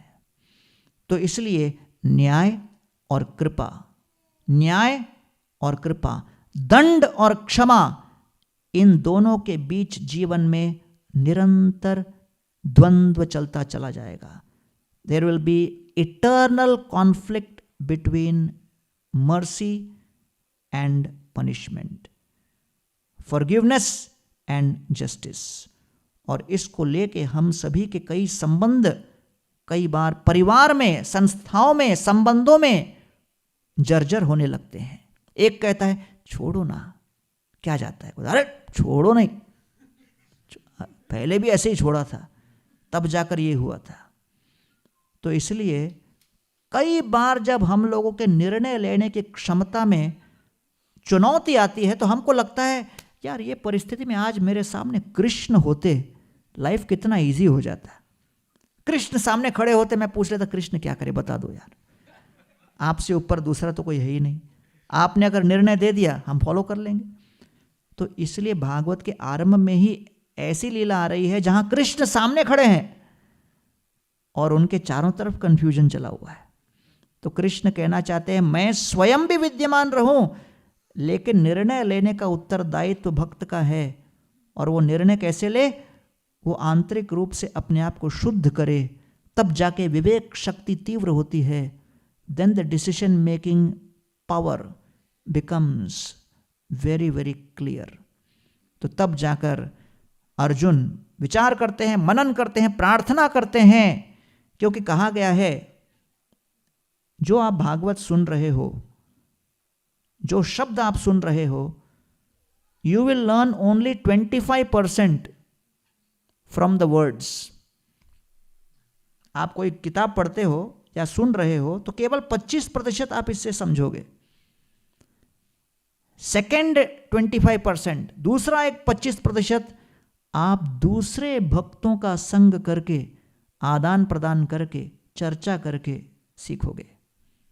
जैसे आप लोग अपना व्हाट्सएप ग्रुप में कर ही रहे थे, सुनील जी ने बड़ा अच्छा एक इनिशिएटिव लिया था, सब लोगों को भेज के प्रश्न वगैरह पूछना। That is the second 25%. The third 25% you will learn when you apply that knowledge. जब उस ज्ञान को अपने जीवन में उतारोगे तो तीसरा 25% सीखोगे। और जो लास्ट 25% केवल समय के साथ ही सीखोगे। तो इस प्रकार महाभारत में बताया गया है, how do we learn, what is the process of learning. ऐसा नहीं कि एक ही साथ सब हम समझ सकते हैं। तो इसलिए यहां पर यह कहा गया है कि श्री कृष्ण वहां सामने थे, लेकिन अर्जुन ने मनन किया, प्रार्थना की, और तब जाकर विवेक शक्ति का प्रयोग करके उन्होंने ऐसा उपाय निकाला कि अश्वत्थामा का दंड भी हो और उसकी जान भी न लेनी पड़े। तो अश्वत्थामा की जो मणि थी, उस मणि को उन्होंने ले लिया, और उस मणि को लेने के कारण, उस पराजय के कारण, उस अपमान के कारण वो उसके लिए मृत्यु के तुल्य था, लेकिन साथ साथ उनका जीवन भी उन्हें रहने दिया। इस प्रकार आगे फिर जब कृष्ण द्वारका की ओर जाने का प्रयास करने लगते हैं, तब कुंती महारानी उनके पीछे पीछे आकर उनको रोकती है, और कुंती महारानी कृष्ण से विनम्र निवेदन करती है कि आप हमें छोड़ के नहीं जा सकते। 1:8-18। तो कुंती महारानी अब तक भगवान श्री कृष्ण के संरक्षण में थीं। अब कुंती महारानी श्री कृष्ण से प्रार्थना करती है, नमस्ये पुरुषं त्वाद्यं ईश्वर प्रकृते परम अलक्ष्यं सर्वभूतानां अंतर्बाहिर अवस्थितम। हे कृष्ण, आप पर हम आश्रित थे। अब जब पूरे कुरुक्षेत्र के रणभूमि में 64 करोड़ सैनिक मारे गए, अब हम पूरे विश्व के अद्वितीय अजेय सम्राट के रूप में युधिष्ठिर महाराज को घोषित कर दिया गया है। हर प्रकार का ऐश्वर्य साम्राज्य जब हमारे लिए प्राप्य है, तब ऐसे संपत्ति के स्थिति में आप हमें छोड़कर नहीं जा सकते, क्योंकि हे कृष्ण, मेरे लिए जीवन में वास्तविक संपत्ति है साम्राज्य नहीं। आपका चिंतन, आपका मनन, आपका आश्रय, आपका प्रेममय हस्ताक्षेप मेरे लिए वास्तव में संपत्ति है। इसलिए कुंती महारानी भगवान श्री कृष्ण जी से ही प्रार्थना कर रही है। 22। नमः पंकजनाभाय नमः पंकजमालिने नमः पंकजनेत्राय नमस्ते पंकजांग्रये। हे प्रभो, आपके संपूर्ण रूप को देखकर मैं आकर्षित हो रही हूँ, और मैं निरंतर संपत्ति और विपत्ति की परिस्थिति में आपका ही चिंतन करना चाहती हूँ। जब आग के अंदर हम लोग हाथ डालते हैं तो तुरंत झटके के साथ हम हाथ को पीछे खींचते हैं, क्योंकि उस त्वचा के अंदर एक दर्द अनुभव करने की क्षमता दी गई है। तो प्रश्न उठता है, इस जगत में दर्द का क्या अर्थ है? What is the purpose of pain? Everything has a purpose. What is the purpose of pain? दर्द क्यों दिया गया है? जिससे हम समझ सकें कि अभी हमें कुछ और करना होगा, जिससे कि हम समझ सके अब मुझे अब उंगली को निकालना होगा। अगर वो दर्द का अनुभव ना हो तो हमारी उंगली वहीं रहेगी और हम पूरी तरह जल जाएंगे। अर्थात वो दर्द इसलिए दिया गया है, डिजाइन किया गया है, जिससे हम अपने यात्रा में कुछ परिवर्तन कर सकें। इसलिए जब हम अपने जीवन में कुछ दर्द अनुभव करते हैं, आदिदैविक जो कि देवताओं के द्वारा दिया गया, जैसे कोरोना आ गया, ये आ गया, वो आ गया, आदि भौतिक दूसरे जीवों के द्वारा दिया गया, दूसरे लोगों के द्वारा दिया गया दर्द, आध्यात्मिक मन और अपने ही अपेक्षाओं के भार तले जब हम दबने लगते हैं, चिंताग्रस्त होने लगते हैं, ये 3 प्रकार के क्लेश किस लिए? जिससे हम समझ सके संसार दावान लीढ़ लोका त्राणाय कारुण्य घनाघनत्वम, जीवन का लक्ष्य इस जगत से निकलना है। एक बार मैं चौपाटी में पूजा का सेवा कर रहा था, पुजारी था। उस समय कोई व्यक्ति आए और बोले कि पुजारी जी ये थोड़ा भगवान को आप भोग लगाइए। एक बैग दिया, बैग को खोल के देखा, अंदर बॉक्सिंग ग्लव्स था। मैंने कहा पागल हो गया क्या, भगवान को बॉक्सिंग ग्लव्स भोग लगाएंगे क्या? तो उन्होंने कहा मैं अभी गीता कोर्स अटेंड किया, उसमें कहा जो कुछ भी नया लो भगवान को पहले भोग लगाओ। तो मैं बॉक्सर हूँ तो मैंने नया बॉक्सिंग ग्लव्स लिया है, सोचा कि भगवान को पहले भोग लगाऊंगा। लेकिन आप इतना प्रश्न क्यों पूछ रहे हो, आप तो पुजारी हो, चुपचाप भोग लगाओ। तो मैंने भोग लगा दिया और उसके बाद बॉक्सिंग ग्लव्स उसको लौटाते समय पूछा, अब भोग तो लग गया, इसका क्या करोगे? वो कहता है जिसको भी मारूंगा उसको गोपीनाथ का महाप्रसाद मिलेगा। मैंने कहा क्या बात है, यही सीखा कोर्स में आपने, ये नहीं सीखा कि मनुष्य जीवन का लक्ष्य क्या है। तो इसलिए भगवान पांडवों के माध्यम से बहुत महत्वपूर्ण शिक्षा दे रहे हैं। भगवान कह रहे मंदिर में इसलिए मत आओ प्रार्थना करने कि मेरे जीवन के दर्द को दूर करो, दर्द को कष्ट करो, क्योंकि दर्द को दूर और कष्ट को दूर करने की सामर्थ्य और क्षमता होती तो पांडवों के जीवन में मैं इतना कष्ट नहीं देता। मंदिर इसलिए नहीं बनाए गए हैं कि दर्द दूर किया जा सके, अस्पताल इसलिए नहीं बनाए गए हैं कि केवल बीमारी दूर हो जाए, अस्पताल बनाए गए हैं बीमारी की पीड़ा को सहन करने की क्षमता देने। उसी प्रकार हम कृष्ण के पास आते हैं प्रार्थना करने कि हमारे जीवन में भावी पीड़ा दर्द को सहन करने की क्षमता दो और उसे जूझने का दृष्टिकोण दो। इसलिए श्री कृष्ण पांडवों को ज्वलंत उदाहरण बताकर उनको संकेत करते हुए कहते हैं देखिए कितनी पीड़ा हुई, लेकिन पांडवों ने एक बार भी ऊह कहकर मुझसे प्रश्न चिन्ह नहीं उठाया, कृष्ण हमारे साथ ये क्या कर रहे हो। पांडव कृष्ण के साथ थे, पिट रहे थे बुरी तरह, लेकिन यही सोच रहे थे कि संपत्ति और विपत्ति में हृदय में भगवान की सेवा का भाव ही सबसे बड़ा ऐश्वर्य है। महाविपत्तौ संसारे यह स्मरेत मधुसूदन विपत्तौ तस्य संपत्ति भवेत इत्याह शंकर। महान विपत्ति में जो भगवान मधुसूदन का स्मरण करेगा उसकी विपत्ति उसकी संपत्ति बन जाती है। आगे कुंती महारानी प्रार्थना करने के पश्चात कृष्ण बड़े संतुष्ट हुए। तब फिर कृष्ण जब आगे चलने लगे, युधिष्ठिर महाराज ने फिर आग्रह किया कुछ दिन और रुक जाइए। कृष्ण फिर कुछ और दिन रुक गए। तत्पश्चात अब युधिष्ठिर महाराज कृष्ण के सामने आकर विलाप करने लगे, हे कृष्ण मेरी महत्वाकांक्षा के कारण, क्योंकि मुझे सम्राट बनने की इतनी तीव्र इच्छा थी, इसलिए मैंने 64 करोड़ सैनिकों को मरवाया, 64 करोड़ विधवा तैयार हो गए, कितने अनाथ हो गए। ये सब मेरी महत्वाकांक्षा, मैं ही सबसे बड़ा राक्षस हूं, असुर हूं। और इस प्रकार आत्मग्लानि के दावाग्नि में युधिष्ठिर महाराज जलने लगे, झुलसने लगे। तब भगवान श्री कृष्ण उनको समझाने का प्रयत्न किए। व्यासाद्यै ईश्वरे हाज्ञै कृष्णेन अद्भुत कर्मणा। व्यासदेव समझाए, कृष्ण समझाए, संत समागम समझाए, लेकिन फिर भी युधिष्ठिर महाराज संतुष्ट नहीं हुए। क्यों? क्योंकि कृष्ण परमात्मा के रूप में अंदर बैठे थे, प्रेरणा दे रहे थे।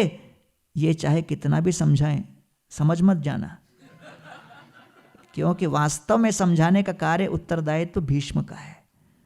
तब कृष्ण ने कहा, भीष्म के पास जाओ, वो ज्ञान देंगे। शरशैया पर लेटे हुए भीष्म पितामह प्रतीक्षा कर रहे थे।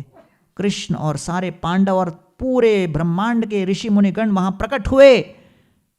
ऐसे बड़े राजसी वैभव में जीवन बिताए हुए ब्रह्मचारी भीष्म, जो सन्यासी नहीं, साधु नहीं, भगवान बताना चाह रहे थे कि भक्ति में पारंगत होने के लिए आश्रम महत्वपूर्ण नहीं, चेतना महत्वपूर्ण है। जीवन में सफल होने के लिए निपुण धनुर्धर होना महत्वपूर्ण नहीं, लेकिन किस ओर से युद्ध कर रहे हो वो महत्वपूर्ण है। भीष्म इतने धनुर्धर होते हुए भी कृष्ण का विरोध करने के कारण अब पराजय के चरणों को चूम रहे थे और शरशैया पर लेटे हुए थे। जैसे ही कृष्ण प्रकट होते हैं, तब उस समय तान महाभागान उपलभ्य वसुत्तम पूजयानास धर्मज्ञो देश काल विभागवित। भीष्म पितामह ने देखा कि विधिवत मुझे उठकर उनका स्वागत करना चाहिए, मैं उठ नहीं पा रहा, ये तो धर्म का बिल्कुल लोप हो गया, अब मैं क्या करूं, धर्म संकट में मैं क्या करूं। हाँ, भले मैं उठकर स्वागत नहीं कर सकता, आसन नहीं दे सकता, हार नहीं पहना सकता, हाँ मेरी सेवा में कई सीमाएं आ गई हैं, लेकिन वैष्णवों की सेवा में, भगवान श्री कृष्ण की सेवा में आपकी संपत्ति और आपके कलाओं की सीमा इतनी महत्वपूर्ण नहीं जितना आपकी इच्छा शक्ति। और भीष्म ने कहा, मेरी इच्छा शक्ति अभी भी प्रबल है। और भीष्म ने केवल अपने जिह्वा से भगवान श्री कृष्ण को स्वागत करते हुए आसन दिया। और इसलिए कहा गया है देश काल विभागवित, जो देश और काल और पात्र के अनुसार कार्य करते हैं वो महात्मा गण होते हैं। और तब भीष्म पितामह पांडवों को देखकर नेत्रों से अश्रुधारा प्रवाहित करते हुए कहते हैं, अहो कष्टम अहो अन्यायम यद यूयम धर्मनंदनाः जीवितुम नार्हत क्लिष्टम विप्रधर्माच्युताश्रयाः। अरे पांडवों ने अपने जीवन भर में इतना कष्ट अनुभव किया, ये कैसे हो सकता है कि धर्म का पालन करते हुए, जिन्होंने जीवन में कभी पाप का लेश मात्र दुर्गंध नहीं लिया, वो कैसे इतना पिट सकते हैं। सर्वं कालकृतं मन्ये भवतां चैत प्रियं सपालो यद्वशे लोको वायोर इव घनावली। भीष्म पितामह कहते हैं, भगवान आप यहां खड़े होकर मंद मंद मुस्कान छटा रहे हो, मैं जानता हूं कि आप पूरे विश्व के सामने विज्ञापन करना चाहते हो पांडवों के माध्यम से कि भगवान श्री कृष्ण के जीवन में आकर केवल भक्ति करने पर यह मत सोचो कि सब शुभ होगा, केवल संपत्ति मिलेगी। नहीं, भगवान अपनी इच्छा को गोपनीय रखते हैं। शास्त्रों के माध्यम से, कथाओं के माध्यम से, भक्ति करने के माध्यम से कृष्ण की इच्छा को आप नहीं समझ सकते, केवल कृष्ण की इच्छा के सामने झुक सकते हो। इसलिए पांडव कभी कृष्ण की इच्छा को समझने का प्रयत्न नहीं किए, कृष्ण की इच्छा के सामने अपने आप को समर्पित किए। इसलिए ये बहुत महत्वपूर्ण है समझना। भगवान कह रहे हैं चाहे कोई भी क्यों न हो, अर्जुन गीता सुनने के बाद भी उसके पुत्र अभिमन्यु का वध हुआ, बड़ा भयंकर बीभत्स रूप से, बड़े अन्यायपूर्वक उनका वध हुआ। और जब अर्जुन ने देखा कि अभिमन्यु का वध हो गया, अर्जुन रोने लगे, विलाप करने लगे, अविरल अश्रुधारा प्रवाहित करने लगे। अर्जुन के उस शोक प्राकट्य को देखकर कृष्ण भी रोने लगे। अर्जुन कृष्ण को देखकर कहते हैं, हे कृष्ण, पुत्र तो मेरा गया, मैं रो रहा हूं, आप क्यों रो रहे हो? कृष्ण ने कहा, अर्जुन अभी मैंने शरीर और आत्मा का अंतर गीता में बताया, 1 घंटा गीता सुनाने के बाद भी तुम रो रहे हो, उसको देख के मैं रो रहा हूं कि तुम समझे क्या। तो इसलिए पांडवों के माध्यम से कृष्ण ने यह स्पष्ट किया कि चाहे कुछ भी हो, जीवन में आप इच्छा अनुसार कोई भी परिस्थिति प्राप्य नहीं करवा सकते, ये भगवान की इच्छा के अनुसार सब होगा। आगे कृष्ण निकलते हैं हस्तिनापुर से। हस्तिनापुर से निकलकर प्रवेश करते हैं द्वारका में। द्वारका में सभी द्वारकावासी दीर्घकालीन अनुपस्थिति के पश्चात विप्रलंब भाव में बड़े संतप्त रहते हैं और सभी मिलकर कृष्ण का स्वागत करते हैं। सीतातपत्रम व्यजनई उपस्कृत प्रसून वर्षै अभिवर्षित पथि पिशंगवासा वनमालया बभो घन यथार्कोदुपचाप विद्युतैः। जब कृष्ण प्रवेश करते हैं द्वारका में, ऐसा प्रतीत हो रहा था मानो सूर्य, चंद्र, मेघमंडल और जितना इंद्रधनुष इत्यादि समवेत एक साथ प्रकट हो गया हो, क्योंकि ये भगवान श्री कृष्ण का प्राकट्य था। तब प्रश्न उठता है, अब भगवान श्री कृष्ण आ गए तो वास्तव में ये चल रहा था परीक्षित महाराज के जन्म को लेकर, लेकिन परीक्षित महाराज के जन्म को वर्णन करना था तो पांडवों का लीला वर्णन करना था कि वो कौन सी परिस्थितियां थी जिसके कारण पांडव के अर्जुन के पुत्र अभिमन्यु मारे गए और उसके पश्चात क्या हुआ, और तत्पश्चात उत्तरा के गर्भ में जो परीक्षित था उन पर अश्वत्थामा ने जब आक्रमण किया ब्रह्मास्त्र से, तब उसके आगे की कथा चलती चली गई, कुंती महारानी, भीष्मदेव इत्यादि इत्यादि करके। लेकिन अब वापस टॉपिक को लेके आ रहे हैं कि भाई वो परीक्षित का क्या हुआ जो अंदर छिपा हुआ था। 1:12-8 तो तब वर्णन कर रहे हैं, जब ब्रह्मास्त्र का आक्रमण उत्तरा के गर्भ के अंदर गया, परीक्षित वास्तव में मारा गया था। तब कृष्ण अर्जुन के रथ पर थे और फिर कृष्ण उस उत्तरा के गर्भ के अंदर प्रवेश किए। गर्भ के अंदर प्रवेश करके उन्होंने उस मृत अवस्था में स्थित परीक्षित को पुनर्जीवित किया।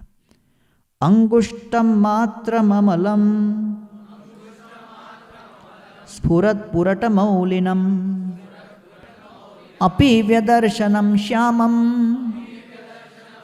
तडित वाससमच्युतम।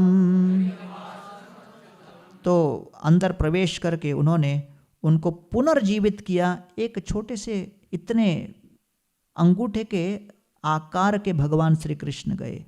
बाहर निकलने के पश्चात जीवन पर्यंत वो व्यक्ति उन्हीं को ढूंढ रहा था जिसने मुझे बचाया, और क्योंकि वो निरीक्षण कर रहा था, परीक्षा कर रहा था, हर व्यक्ति का उसका नाम पड़ गया परीक्षित। और तब जाकर यहाँ पर भगवान श्री कृष्ण अब देख रहे हैं कि पांडव बड़े अच्छी प्रकार से राज्य संभाल रहे हैं। तब वहाँ पर विदुर जी यात्रा करने के पश्चात आते हैं हस्तिनापुर के उस राजमहल में, और जब विदुर जी आते हैं तो तब बड़े प्रेम से उनका स्वागत करते हैं। भवद्विदा भगवतस्तीर्थभूत स्वयं विभौ तीर्थि कुर्वन्ति तीर्थानि स्व अंतस्थेन गदाव्रत। जहाँ महान संतगण जिनके चरण कमल पड़े वहाँ निश्चित ही क्रांति मचती है। अब प्रश्न उठता है कि विदुर जी लौट के क्यों आए। विदुर जी आए थे केवल अपने भाई धृतराष्ट्र का उद्धार करने, और वो धृतराष्ट्र को बड़े कठोर शब्दों में भर्त्सना करते हुए कहते हैं 1:13-17 और कहते हैं, एवं गृहेषु सक्तानां प्रमत्तानां तदीहया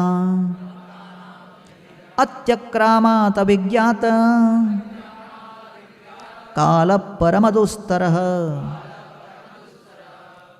अरे राजन, अपने आप को राजा मानने वाले धृतराष्ट्र, वास्तव में काल ही एक राजा है। जब काल के प्रभाव से जब लोग पिटने लगते हैं, कोई कुछ नहीं कर सकता।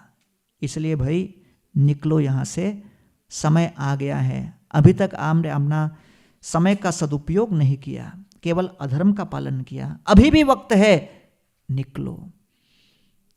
एक व्यक्ति नदी पार कर रहा था नौका में, तो कई लोग उस नौका में बैठे थे। उस व्यक्ति के बगल में एक बहुत बड़ा पहलवान बैठा था। सुडौल, हृष्ट पुष्ट, शक्तिशाली।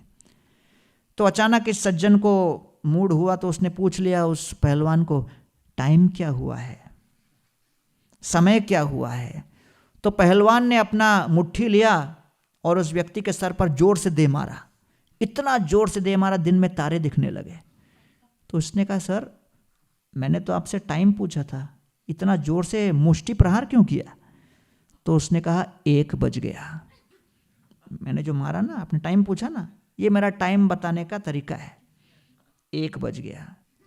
तो बाकी लोग इस व्यक्ति को कहने लगे, भैया तुम भी दिखाओ कि तुम भी कुछ कर सकते हो, हम भी आपके साथ हैं, छोड़ो मत उसको, बदतमीजी है। तो ये बिल्कुल सर को मलते हुए कहता है, मैं तो शुक्र कर रहा हूं 1 घंटा पहले टाइम नहीं पूछा तो क्या होता था। तो जब पिटने लगते हैं तो कई बार ऐसी पिटाई, ऐसी धुलाई होती है कि हर दृष्टिकोण से प्रयास करो तो आप उसका प्रतिकार नहीं कर सकते। तो प्रतिकार जब नहीं कर सकते तो केवल दृष्टिकोण को बदलने में बहुत शांति मिलती है, बहुत सुकून मिलता है। तो इसलिए यहां पर अब धृतराष्ट्र पूरी तरह पिट चुके हैं, विदुर आए हैं उनके दृष्टिकोण में परिवर्तन लाने, और इसलिए उनको कह रहे हैं कि आप अभी चलिए। और विदुर जी के आग्रह करने पर धृतराष्ट्र सबको छोड़ छाड़ कर निकल चलते हैं और वो लोग वास्तव में मुक्त हो जाते हैं। और धृतराष्ट्र जैसा पापी व्यक्ति को भी अपने जीवन के अंत में साधु संग मिलने के कारण परिवर्तन आया। तो इसलिए कभी साधु संग तो आप कहोगे विदुर का पहले से मिल रहा था, but grass is of 3 types, wet grass, damp grass, dry grass. घास होती है ना, जब गीली घास होती है उसमें अग्नि लगाओ तो वो डैम्प ग्रास बनता है, उसमें नमी आती है। डैम्प ग्रास को अगर अग्नि लगाओ तो वो ड्राई ग्रास बनता है। जब ड्राई ग्रास को आग लगाओ तब वो भड़केगा, तब अग्नि प्रज्वलित होगी। तो इसलिए सत्संग देते रहना चाहिए, ज्ञान बांटते रहना चाहिए। जब जिसकी चेतना जिस अवस्था में है उसमें सकारात्मक परिवर्तन अवश्य होगा। इसलिए आगे कहते हैं कि युधिष्ठिर महाराज अब देखते हैं कि अर्जुन को द्वारका जाना चाहिए कृष्ण का संदेश लेने, तो कृष्ण को दर्शन कराने के लिए अर्जुन को भेज देते हैं। और तब जब अर्जुन लौट के आते हैं तब युधिष्ठिर महाराज देखते हैं कि चारों तरफ भयंकर बीभत्स चिन्ह दिख रहे हैं, दुष्काल के चिन्ह लग रहे हैं, evil omens are seen everywhere. तब फिर अर्जुन के मुखमंडल को देखते हैं तो उनको लगता है, अर्जुन क्या आपका स्वास्थ्य ठीक नहीं? क्या अर्जुन किसी ने आपका अनादर किया, अपमान किया? किसी ने आपके साथ अपशब्द कहे? क्या किसी स्त्री को आप आश्रय नहीं दे पाए? क्या आप किसी को दान नहीं दे पाए? आप क्या किसी के साथ अवैध संग किए? और इस प्रकार कई कई प्रश्नों से युधिष्ठिर महाराज भांपना चाह रहे थे कि अर्जुन के जीवन में समस्या क्या है, what is the cause of Arjuna's dejection, उनके म्लानि के चिन्ह के पीछे कारण क्या थे। तब 1:15:5 तब अर्जुन युधिष्ठिर महाराज को कहते हैं, वंचितोहम महाराजा हरिणा बंधुरूपिणा ये न मे अपहृतम तेजो देव विस्मापनम महत्। हे सम्राट, वास्तव में मेरे जीवन पर्यंत मैंने जो अपने धनुर्विद्या का प्रदर्शन करके लोगों के नेत्रों को चकाचौंध कर दिया था, वास्तव में वो सारी कला मेरी नहीं थी, श्री कृष्ण ने मुझे दान के रूप में दी थी। अब वो श्री कृष्ण चले गए, मेरी वो धनुर्विद्या की कला भी अब समाप्त हो गई, मैं कुछ नहीं कर पा रहा हूं। मुझे कुछ सामान्य लोगों ने पराजित कर दिया जब मैं कृष्ण की 16,000 रानियों को लेके आ रहा था। मैं वही अर्जुन हूं, मैं वही अर्जुन हूं, मैं वही रथ के ऊपर और वही गांडीव को धारण किए हूं, लेकिन पहले जैसी बात नहीं रही। तद्वै धनस्त इषव सरथो हयस्ते सोहम रथि नृपतयो यत आनमंती सर्वं क्षणेन तदभूत असदीश रिक्तम भस्मम हुतम कुहकराधम इवोप्तमुष्याम।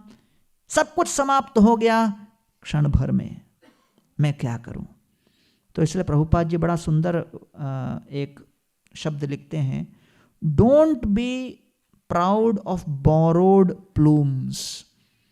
अगर कौवा किसी अपने मयूर का पंख लेकर नाचने लगे तो वास्तव में कृत्रिम है, it is artificial, it is not natural. तो इसलिए जो कुछ भी हमारे पास है भगवान ने हमें कुछ समय के लिए संरक्षक बना के दिया है, वी आर सिंपली ट्रस्टीज। तो इसलिए हमको इसका अभिमान नहीं करना चाहिए, क्योंकि क्षण भर में वो समाप्त हो सकता है। तब फिर अर्जुन भूतकाल में हुए जितने कृष्ण के साथ आदान प्रदान थे सबका स्मरण करते हैं, कैसे कृष्ण ने सहायता की, और इस निष्कर्ष पर आते हैं, what ever I am today is only because of Krishna. क्योंकि कृष्ण ने मुझे दान दिया है इसलिए मैं कुछ कर पाया हूं। अब कृष्ण के अभाव में मेरा मन उदास है, उस उदासी को मैं कैसे दूर करूं।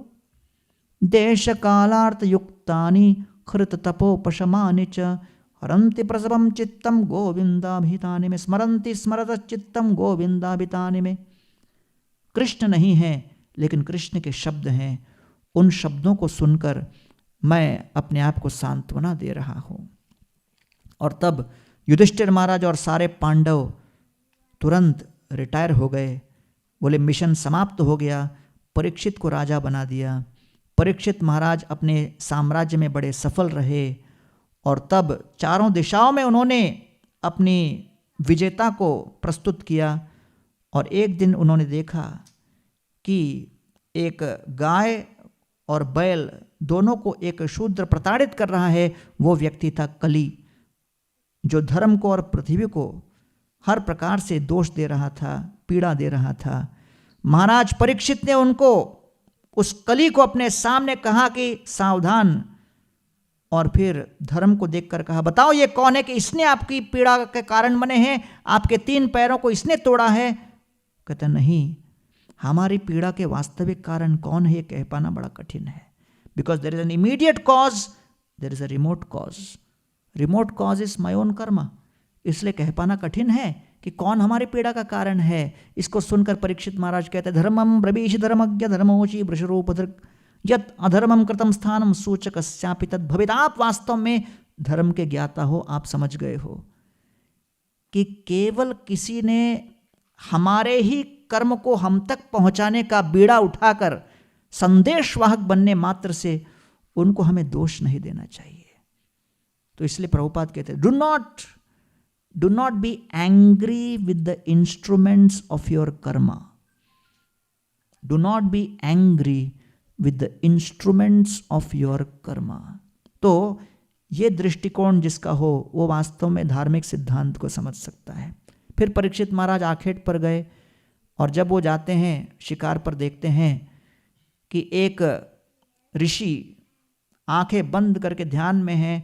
परीक्षित महाराज बड़े प्यासे थे, जल की आवश्यकता थी। उस ऋषि ने उनकी उपेक्षा कर दी। परीक्षित महाराज के मन में क्रोध आ गया, और फिर परीक्षित महाराज ने एक मृत सर्प को उठाकर शमिक ऋषि के गले में डाल दिया। शमिक ऋषि के पुत्र श्रृंगी को इस बात का आभास हुआ, बड़े क्रोधावेश में आकर उन्होंने श्राप दिया कि सम्राट अपने आप को समझता क्या है, 7 दिन 7 रात में इसकी मृत्यु हो जाए।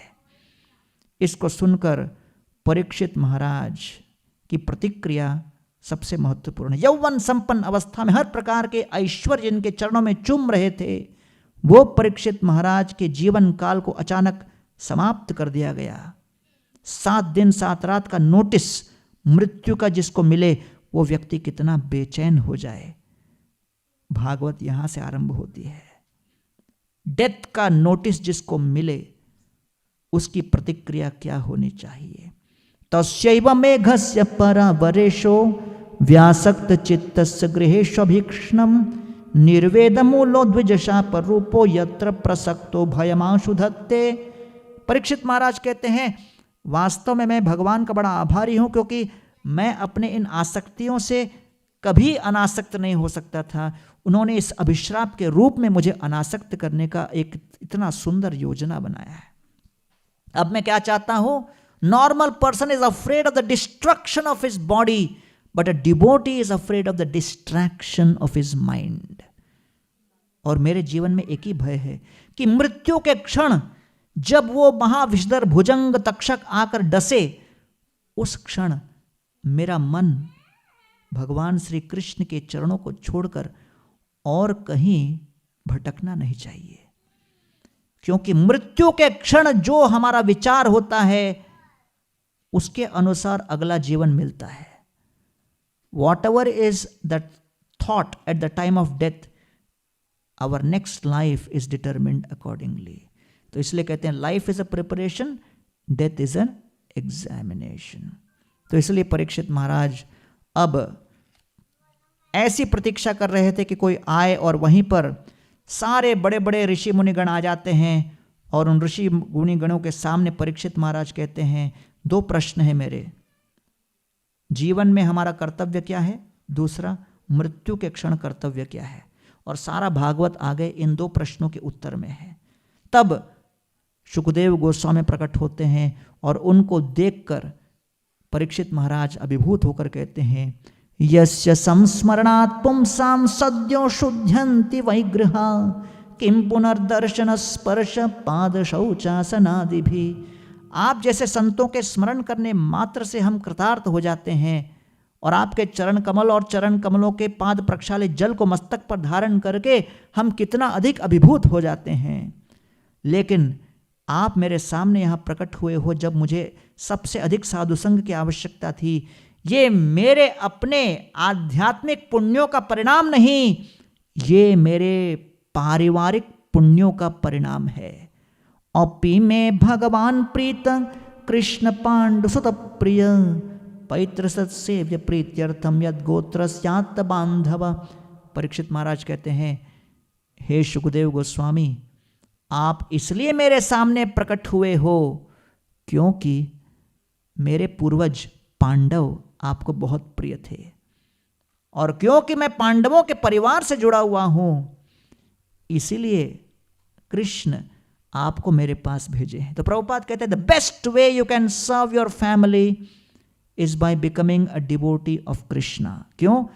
क्योंकि आपके फिर परिवार का उत्तरदायित्व आपके जीवन काल के आगे भविष्य की पीढ़ियों के संरक्षण का उत्तरदायित्व साक्षात कृष्ण ले लेते हैं। जब मैं इस्कॉन में ज्वाइन हो गया, मेरे परिवार वाले सब डिस्टर्ब हो गए थे, तो मैंने अपने पारिवारिक स्वजनों के लिए एक प्रोग्राम रखा था चेन्नई में। 100-150 मेरे सब रिलेटिव्स, कजिन विजिन सब आए। मेरे भी बहुत 31 फर्स्ट कजिन्स हैं, तो काफ़ी बड़ा हमारा कॉन्ग्रेगेशन अपना खुद का है। तो एक मेरे साथ भक्त आए थे, वो लेक्चर दे रहे थे और बोले, भागवत में कहा गया है जिस फैमिली में कोई डिवोटी बन गया मुझे दिखाकर, उस परिवार के 21 पीढ़ियां वैकुंठ चली जाती है, भगवत धाम चली जाती है, मुक्त हो जाते। तो सब तालियां बजाने लगे। प्रोग्राम के बाद एक कजिन मेरे पास आके बोलता है, भक्ति करते रहना तुम, हाँ, छोड़ना मत। और मुझे पता नहीं था कि आपके भक्ति करने से मुझे भी इसका कितना बड़ा परिणाम मिलेगा। तो इस प्रकार महाराज परीक्षित मृत्यु की प्रतीक्षा करते हुए अब शुकदेव गोस्वामी के मुखारविंद से सुनने वाले हैं कथा।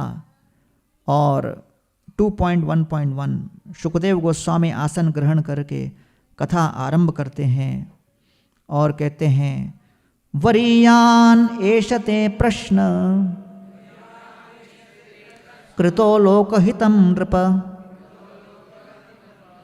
आत्मवित् सर्वतः पुंस श्रोतव्यादिषु यत्परः।